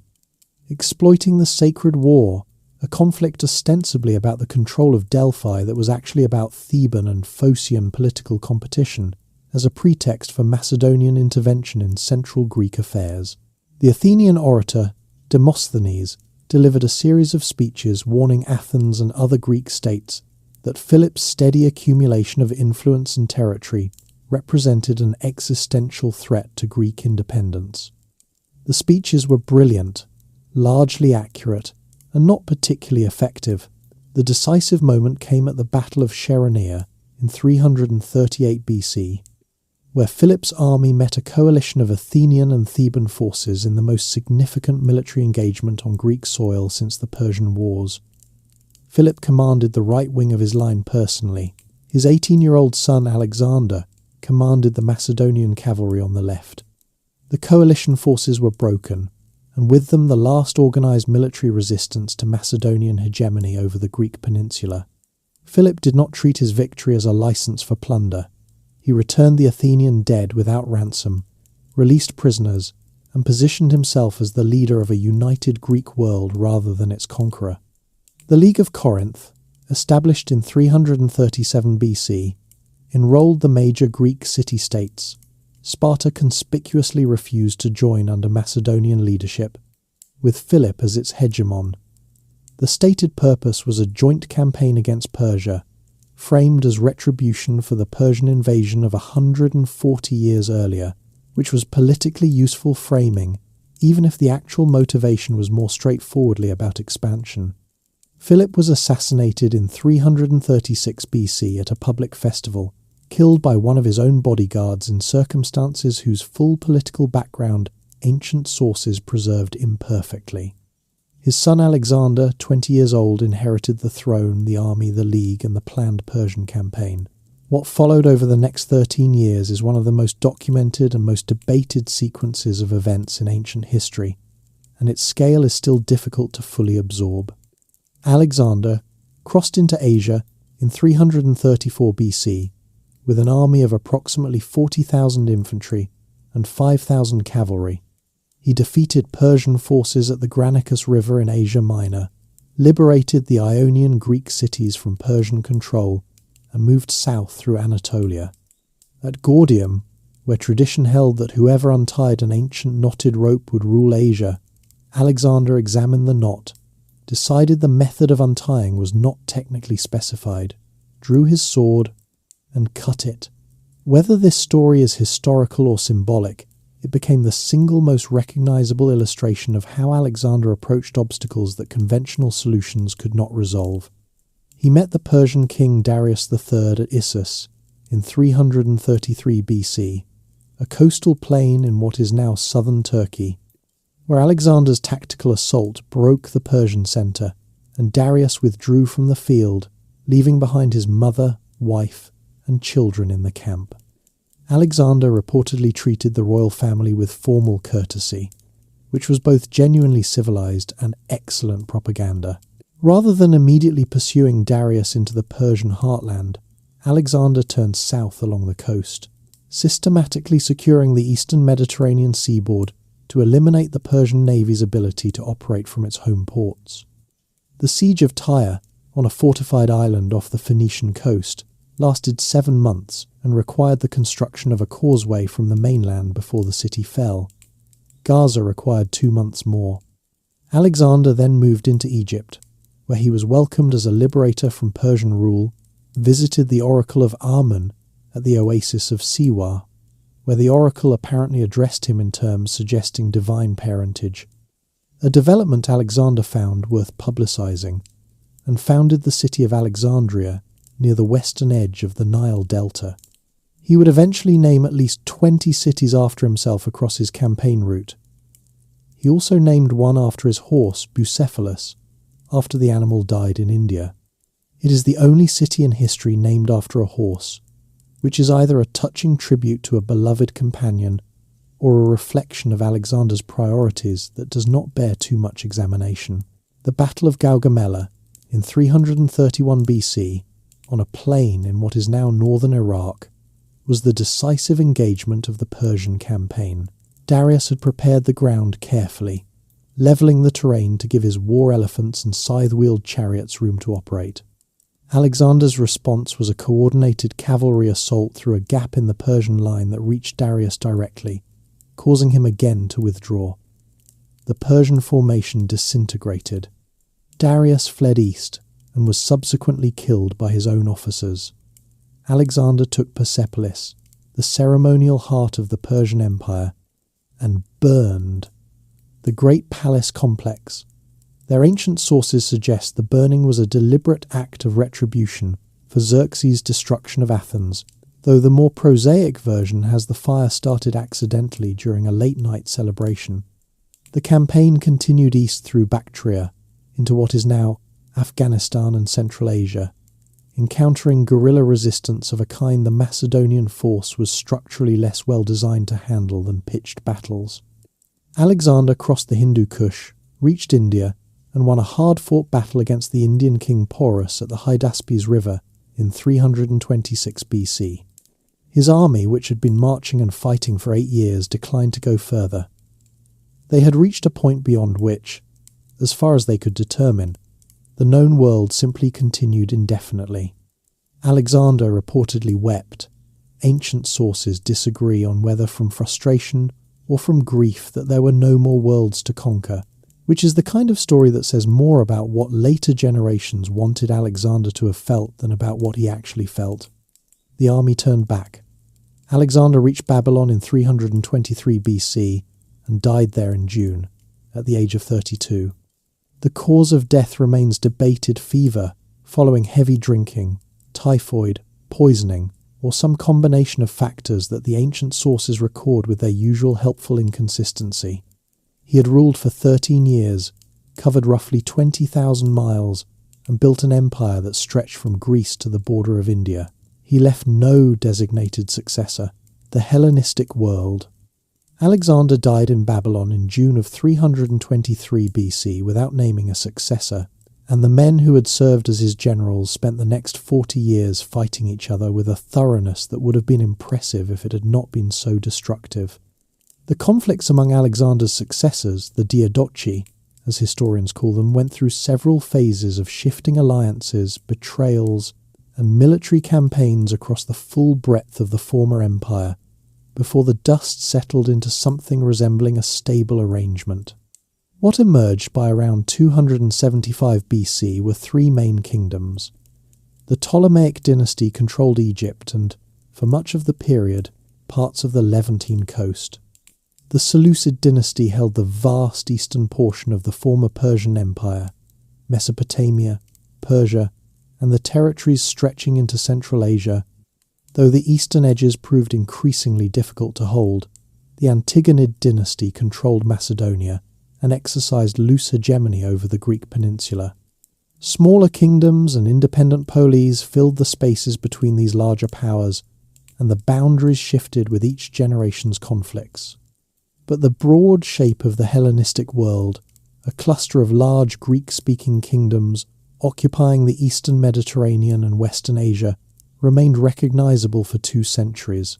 The word Hellenistic, coined by the 19th century historian Johann Gustav Droysen, describes something more specific than simply Greek. It describes the culture that emerged when Greek language, institutions, and intellectual assumptions spread across a vast territory that already possessed its own deep civilizations: Egyptian, Babylonian, Persian, Syrian, and the 2 sets of traditions began, in varying degrees and at varying speeds, to interact. The result was neither purely Greek nor purely local, but something genuinely new. A cosmopolitan, multilingual, highly mobile world in which a Greek-educated merchant from Alexandria might do business in Antioch, consult a Babylonian astronomer in Seleucia, and retire to Athens, and in which each of those cities would be recognizably part of the same broad cultural world. The city of Alexandria, founded by Alexander on the Egyptian coast in 331 BC, and developed by the Ptolemaic kings into the largest city in the Mediterranean world, became the most visible expression of this new culture. By the 2nd century BC, Alexandria had a population of perhaps 500,000 people, Greeks, Egyptians, Jews, Syrians, and representatives of almost every other group, the Eastern Mediterranean contained living in a planned city with wide streets, a magnificent harbour, and a physical scale that made Athens look provincial. The Ptolemaic kings developed at Alexandria two institutions that made the city the intellectual centre of the Hellenistic world. The museum, not a museum in the modern sense, but a research institution attached to a temple of the Muses, where scholars were housed, fed, and paid to pursue their work, and the library, which aimed to collect every book written in the Greek language, and made serious efforts to collect works in other languages as well. The Ptolemies were so committed to this collecting mission that they established a policy of confiscating all books found on ships entering Alexandria's harbour, copying them, returning the copies to the owners, and keeping the originals for the library. Ships' crews visiting Alexandria were therefore advised to declare their reading material carefully, though whether they received any compensation for the exchange is a question the ancient sources do not answer with satisfying clarity. The scholars who worked at the Alexandrian Museum produced work of lasting consequence. Euclid wrote the Elements there, the systematic presentation of geometry that remained the standard mathematical textbook in much of the world for over 2,000 years. Archimedes of Syracuse, though he worked primarily in his home city, was part of the same intellectual network and produced mathematics and physics that would not be significantly advanced until the 17th century. Eratosthenes of Cyrene, who served as the library's chief librarian, calculated the circumference of the earth by measuring the difference in shadow angles between two Egyptian cities on the same day, arriving at a figure that was within a few % of the correct answer.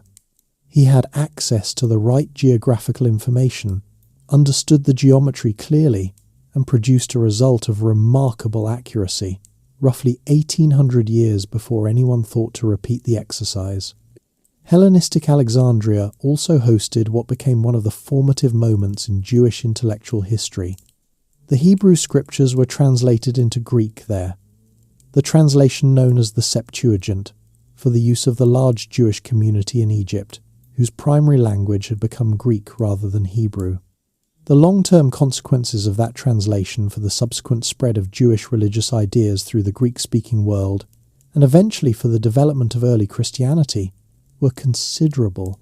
On the Greek mainland, the political landscape of the Hellenistic period was shaped by the effort to find some form of collective organization that could provide security without the kind of hegemonic dominance that had made both the Athenian Empire and the Spartan supremacy so deeply resented. Two federal leagues became the primary vehicles for this effort. The Achaean League, centered in the northern Peloponnese, gradually absorbed most of the southern Greek cities, including Corinth and eventually Sparta. The Aetolian League controlled much of central Greece. Neither was a unified state member. Cities retained their internal autonomy, but both maintained common foreign policy, shared military forces, and elected federal officials.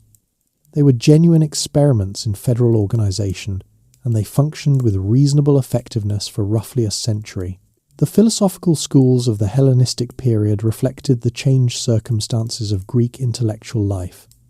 Plato's Academy and Aristotle's Lyceum continued in Athens, but new schools emerged that addressed a world in which the comfortable assumption of the classical polis, that the good life was lived as an engaged citizen of a self-governing community, had been undermined by the scale of the new kingdoms and the obvious limits of individual political agency. Stoicism, founded by Zeno of Citium, who began teaching in Athens around 300 BC, argued that virtue was the only true good, that external circumstances including wealth, status, and political conditions were indifferent to genuine happiness, and that the wise person found their freedom in the control of their own judgment rather than in the control of their environment. It was a philosophy well designed for a world in which most people had little control over their political environment and needed a framework for living well regardless. Epicurus, teaching in Athens at roughly the same time, offered a different response to the same problem. the cultivation of simple pleasures, friendship, and philosophical contemplation as the path to a tranquil life, with deliberate withdrawal from the anxieties of political ambition and public life. Both schools found audiences well beyond the Greek world proper.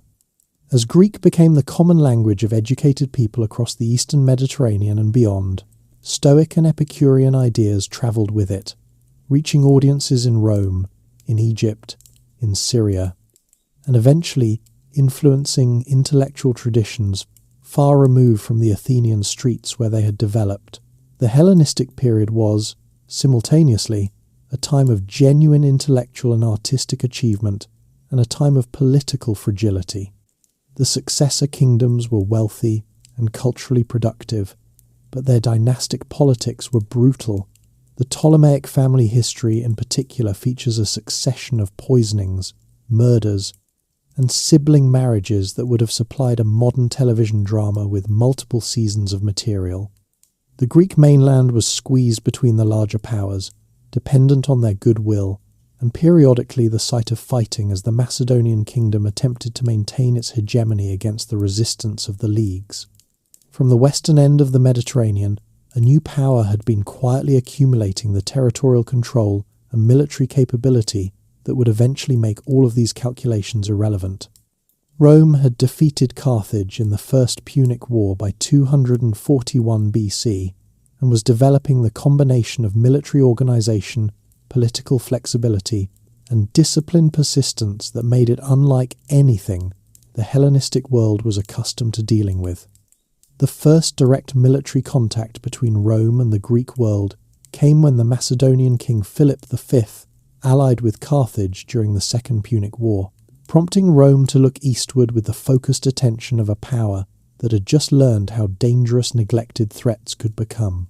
The Hellenistic world had another century to run before that attention resolved into conquest, but the direction of travel was already clear enough to those who were paying attention and were not too invested in believing otherwise, which was most people. Byzantine Greece, the long Middle Age. The Roman Empire did not fall in a single moment.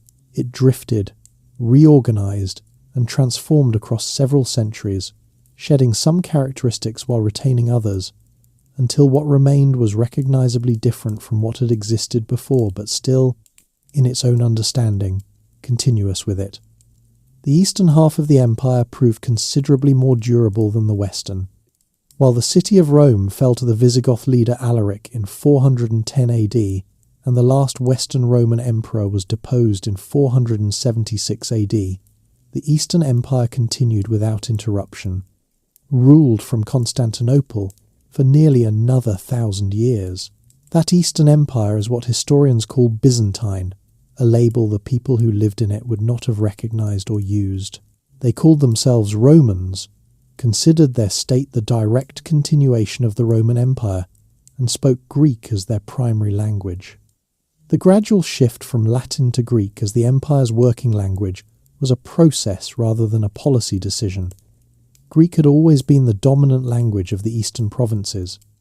By the reign of the Emperor Heraclius in the early 7th century AD, Greek had become the formal language of imperial administration, replacing Latin in official documents and military command.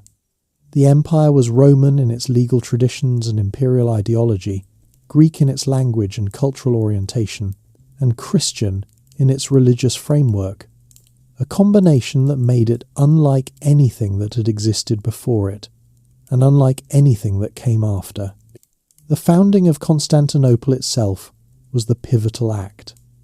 In 330 AD, the Emperor Constantine the Great formally dedicated a new imperial capital on the site of the old Greek city of Byzantium, a strategically positioned settlement at the narrow strait connecting the Black Sea to the Aegean. Constantinople, the city of Constantine, was built rapidly, designed consciously as a new Rome, complete with 7 hills, a forum, a hippodrome, and eventually a senate. It was also, from relatively early in its existence, a Christian city, as Constantine had extended imperial favour to Christianity, and his successors had completed the process by making it the empire's official religion in 380 AD. For Greece, and the Greek peninsula specifically, the transition into the Byzantine period meant a significant reorganization of both physical and cultural life. The old pagan temples were closed, repurposed, or demolished across the course of the 4th and 5th centuries. The Parthenon in Athens was converted into a Christian church dedicated to the Virgin Mary, an alteration that required considerable structural modification to its interior, but preserved the building itself from the demolition that ended the functional existence of many classical structures. The Erechtheion became a church. The Temple of Hephaestus near the Athenian Agora survived its conversion and stands today as one of the best preserved classical Greek temples in existence, precisely because its Christian repurposing kept it structurally intact through the subsequent centuries. The closure of the Platonic Academy in Athens in 529 AD by order of the Emperor Justinian I marked the formal end of the continuous institutional tradition of pagan Greek philosophy that had been running in various forms since the 4th century BC. The surviving philosophers left Athens and took up residence at the Sasanian Persian court, where they were received with interest. Justinian's motive was partly religious. The academy was an explicitly pagan institution, and partly, perhaps, a sense that the intellectual traditions it represented were now adequately housed within the Christian theological framework that Byzantine scholars had been building for 2 centuries.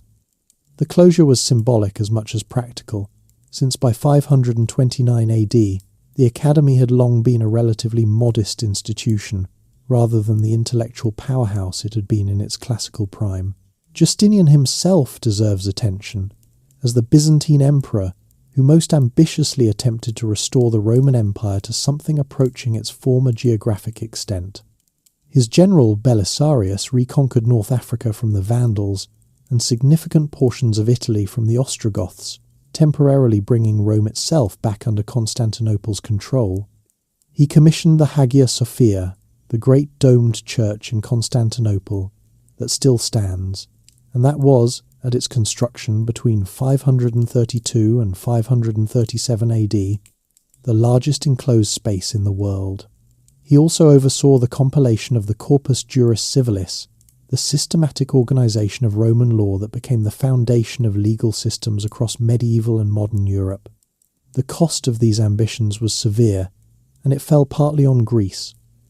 The reconquest campaigns were expensive. The bureaucratic and tax demands on the empire's provinces to fund them were considerable. And then, beginning in 541 AD, the plague of Justinian swept through the eastern Mediterranean, a bubonic plague outbreak that killed perhaps a quarter to a third of the empire's population over the following decades, and destroyed the demographic base on which Justinian's military ambitions had depended.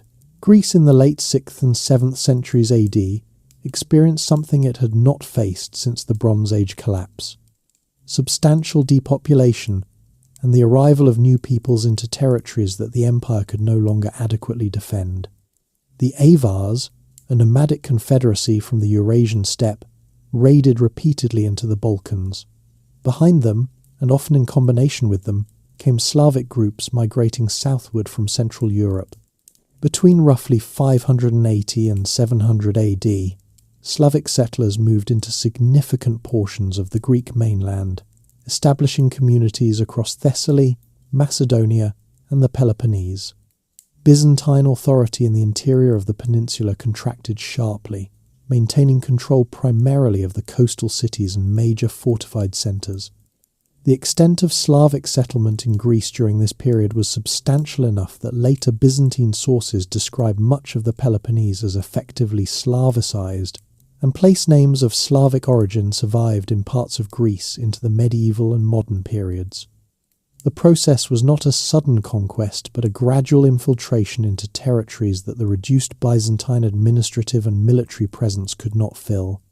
Greek-speaking populations were displaced, absorbed, or retreated to defensible coastal positions, and the Greek character of the interior was maintained primarily in the memories of those who had left it.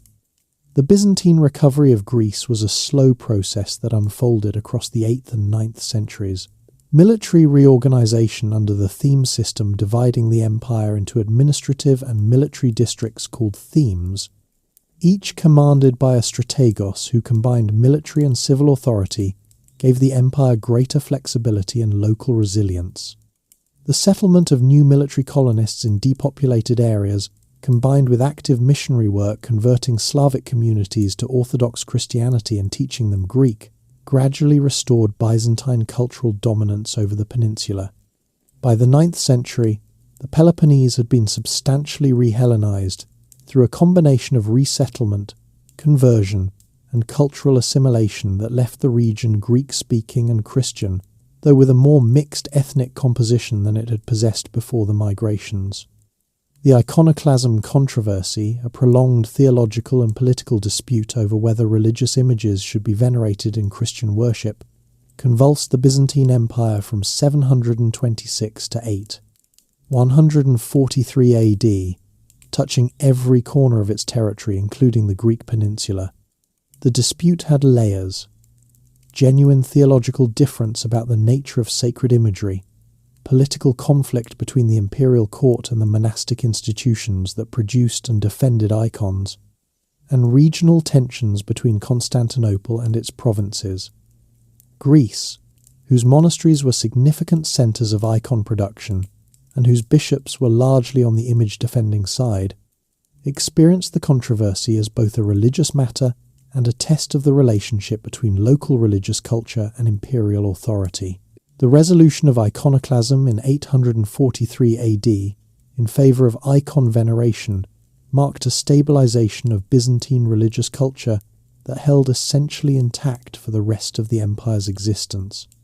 The theological framework established in those centuries Orthodox Christianity, with its characteristic liturgical, artistic, and philosophical traditions, became the defining cultural inheritance of Greece through the remainder of the medieval period and, in significant respects, into the modern world. The Macedonian dynasty, which ruled from 867 to 1056 AD, presided over a period of genuine Byzantine confidence and expansion. The empire reconquered Crete from Arab occupation in 961 AD, clearing the eastern Mediterranean of a pirate base that had disrupted commerce for over a century. Bulgarian power was crushed by the Emperor Basil II in a campaign so comprehensive that his enemies called him Bulgaroktonos, the Bulgar Slayer, in a title he apparently did not find objectionable. Trade flourished. Greek cities along the coast and in the interior saw renewed investment. Constantinople reached its medieval peak as one of the largest and wealthiest cities in the world. It was a high point that the empire would struggle to sustain, and that the events of the following century would begin, systematically, to dismantle. The fall of Constantinople and the long shadow of Greece. The city of Constantinople entered the 15th century as a shadow of what it had been. A century of civil war, Ottoman pressure, Latin occupation's lingering damage, and the Black Death had reduced the population of a city that had once held perhaps 500,000 people to somewhere between 40 and 50,000. The walls still stood, the great Theodosian land walls built in the early 5th century AD. 3 parallel lines of fortification that had protected the city for over 1,000 years and had never been successfully stormed from the landside. Inside those walls, large areas that had once been densely built were now gardens, orchards, and open ground. The palaces were partially maintained, partially ruinous. The harbour still functioned, dominated by Genoese merchants operating from their colony at Galata across the Golden Horn. The Ottoman Empire surrounding this diminished city was a different order of power entirely. Mehmed II, who took the Ottoman throne in 1451 AD at the age of 19, had been preparing for the conquest of Constantinople since before his accession. He understood it as both a strategic necessity — the city sat at the centre of Ottoman Balkan and Anatolian territories, and its continued existence as a Christian capital was an anomaly his empire's geography could not comfortably accommodate, and as a civilizational statement. Taking Constantinople would make him, in his own understanding, and in the understanding of the Islamic world, the heir to a Roman imperial tradition that still carried enormous prestige. The preparations were methodical. Mehmed commissioned a massive new cannon from a Hungarian engineer named Urban, who had first offered his services to the Byzantine Emperor Constantine XI and had been turned away for lack of funds. The cannon Urban built for the Ottomans could fire stone balls weighing several hundred kilograms over a distance of more than a mile, and Mehmed had several constructed, along with a substantial conventional artillery train. He also built a fortress on the European side of the Bosphorus Rumeli Hisari in 1452 AD, cutting off Constantinople from Black Sea supply routes. The siege began in early April of 1453 AD. Constantine XI commanded a defending force estimated at somewhere between 7,000 and 10,000 men, a mixture of Greek citizens, Venetian and Genoese volunteers, and various other Western fighters who had chosen to remain against an Ottoman army of perhaps 60 to 80,000. The disproportion was stark, and both sides understood it.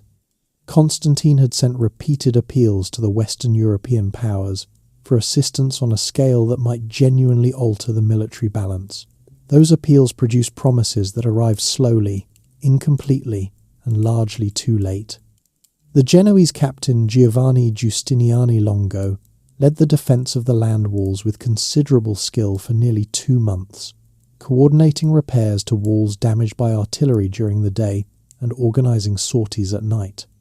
The Ottomans attempted a naval assault on the chain blocking the Golden Horn, found it held, and responded by hauling a portion of their fleet overland on greased logs around the Genoese colony of Galata and into the Golden Horn, an engineering operation of sufficient audacity that the defenders were genuinely surprised when they saw Ottoman ships appearing where no Ottoman ships should have been. On the 29th of May, 1453 AD, the final assault came. Giustiniani was wounded early in the attack and was carried from the walls. His departure, whatever its cause, broke the coherence of the defence at the most critical moment. The Ottomans broke through the walls at a small gate in the section near the Blakane Palace. Constantine XI, removing his imperial insignia so he could not be identified for capture, fought in the general melee as the Ottoman forces poured into the city. He was not seen alive again. The empire that had maintained unbroken continuity with Rome for over 1,000 years ended, in its last moments, with its last emperor fighting on foot in the streets of his own capital. Mehmed entered the city that afternoon. He went directly to the Hagia Sophia, which was converted to a mosque immediately, and is recorded to have picked up a handful of earth and poured it over his turban in a gesture of humility before God. Whatever his private feelings on the day, his subsequent treatment of the city was notably restrained by the standards of medieval conquest. Looting was permitted for the traditional 3 days, and then stopped.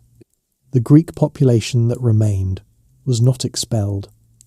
The Orthodox Patriarchate was restored and maintained, with the Patriarch given authority over the Greek Christian community under Ottoman administration. The millet system the Ottomans used to govern their non-Muslim subjects gave the Greek Orthodox community a degree of internal self-governance.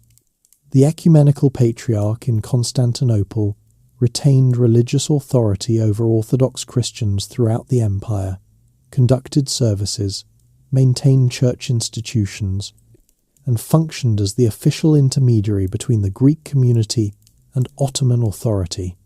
It was not independence, and the conditions attached to this arrangement were real, but it preserved a continuous institutional structure for Greek religious and cultural life through the centuries of Ottoman rule. The remaining fragments of Byzantine political authority fell quickly after Constantinople.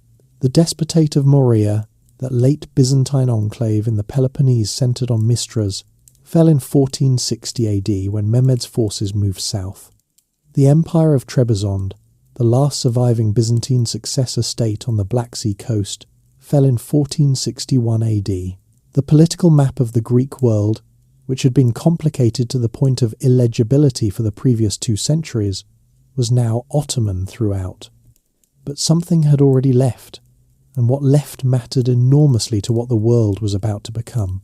Through the decades preceding 1453 AD, and continuing in the years immediately after, Greek scholars had been moving westward, some fleeing the advancing Ottoman tide, some responding to invitations from Italian humanist patrons who had developed an intense interest in the Greek intellectual tradition, some simply following the opportunities that the cultural excitement of the early Italian Renaissance was generating.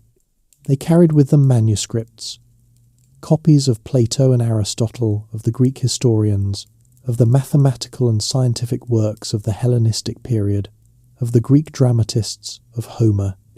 Many of these texts existed in Western Europe only in Latin translation, in incomplete form, or not at all. The Greek scholar Gemistos Plethon attended the Council of Florence in 1439 AD and gave lectures on Plato that inspired Cosimo de' Medici to establish the Platonic Academy of Florence, the institution that would educate the scholars and artists of the Florentine Renaissance. Cardinal Bessarion, a Greek churchman who had converted to Roman Catholicism, spent decades in Rome collecting Greek manuscripts and eventually donated over 1,000 volumes to the Venetian Republic, forming the nucleus of the library now known as the Bibliotheca Marciana. Manuel Chrysoloras, who taught Greek in Florence at the start of the 15th century, was the direct teacher of several figures central to the Italian humanist movement. The recovery of the full range of Greek classical texts, particularly the Platonic dialogues in their complete form, the pre-Socratic philosophers, the Greek historians and dramatists fed directly into the intellectual transformation that the Renaissance represented. The European rediscovery of Greek learning was not entirely a product of Byzantine emigration.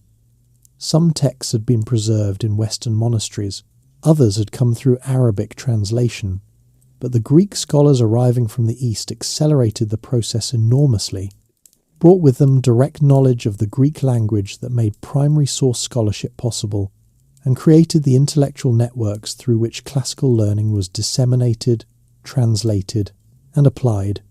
The effects cascaded outward. Erasmus learned Greek and produced a corrected edition of the New Testament that contributed to the Protestant Reformation. The recovery of Archimedes' mathematical works influenced the scientific revolutions developing mathematics. Aristotle, already known in the medieval West through Arabic translations, was now available in full in Greek, reshaping natural philosophy. The Greek political texts, Thucydides, Plato's Republic, Aristotle's Politics entered the vocabulary of Renaissance political thought and eventually influenced the constitutional thinking of the American founding generation, who considered themselves, with only moderate exaggeration, the heirs of the Athenian and Roman traditions simultaneously. Under Ottoman rule, the Greek population maintained its language, its Orthodox Christianity, and a distinct cultural identity through 4 centuries of accommodation, negotiation, and periodic conflict. The Phanariots Greek families based in the Phanar district of Constantinople near the Patriarchate developed into a significant administrative and intellectual elite within the Ottoman system, serving as interpreters, diplomats, and eventually as governors of Ottoman provinces in the Balkans. They also maintained Greek educational and literary culture, sponsoring schools and printing presses that kept the Greek language literate and producing the educated class from which the Greek national movement of the late 18th and early 19th centuries would draw its leadership. The Greek War of Independence, which began in 1821 AD, was therefore not a sudden emergence from historical silence, but the culmination of a gradual reconstruction of Greek national consciousness shaped by the preserved language, the orthodox religious identity, the classical heritage that European Philhellenism had spent 3 centuries celebrating, and the political ideas of the Enlightenment arriving back in Greece partly through the very channels of Greek classical learning that had fed the Enlightenment in the first place. The revolution drew on a tradition that was simultaneously ancient, medieval, and modern. The civilization that had begun on those Aegean cliff-tops with palace-building Minoans and warrior kings who remembered Troy had passed through democracy and empire, through conquest and survival, through 1,000 years of Christian imperial culture and 4 centuries of Ottoman accommodation, and had arrived at the modern world carrying more of its inheritance intact than almost any comparable story in human history could claim. What the Greeks built, the questions they asked, the political forms they invented, the literature they produced, the philosophical frameworks they developed, did not remain in Greece. It left, travelled, was translated, was argued with, was revised, was absorbed into traditions that had no direct connection to the Aegean world, and returned in forms that its original makers would not always have recognised. That process of leaving and returning and being transformed in the travelling is still ongoing. The story that began in the silence after the Bronze Age collapse, with scattered communities rebuilding from almost nothing, never entirely stopped. And so, quietly, we reach the end of this long and remarkable journey. 3,000 years of history, carried through empires and dark ages and conquests and slow recoveries.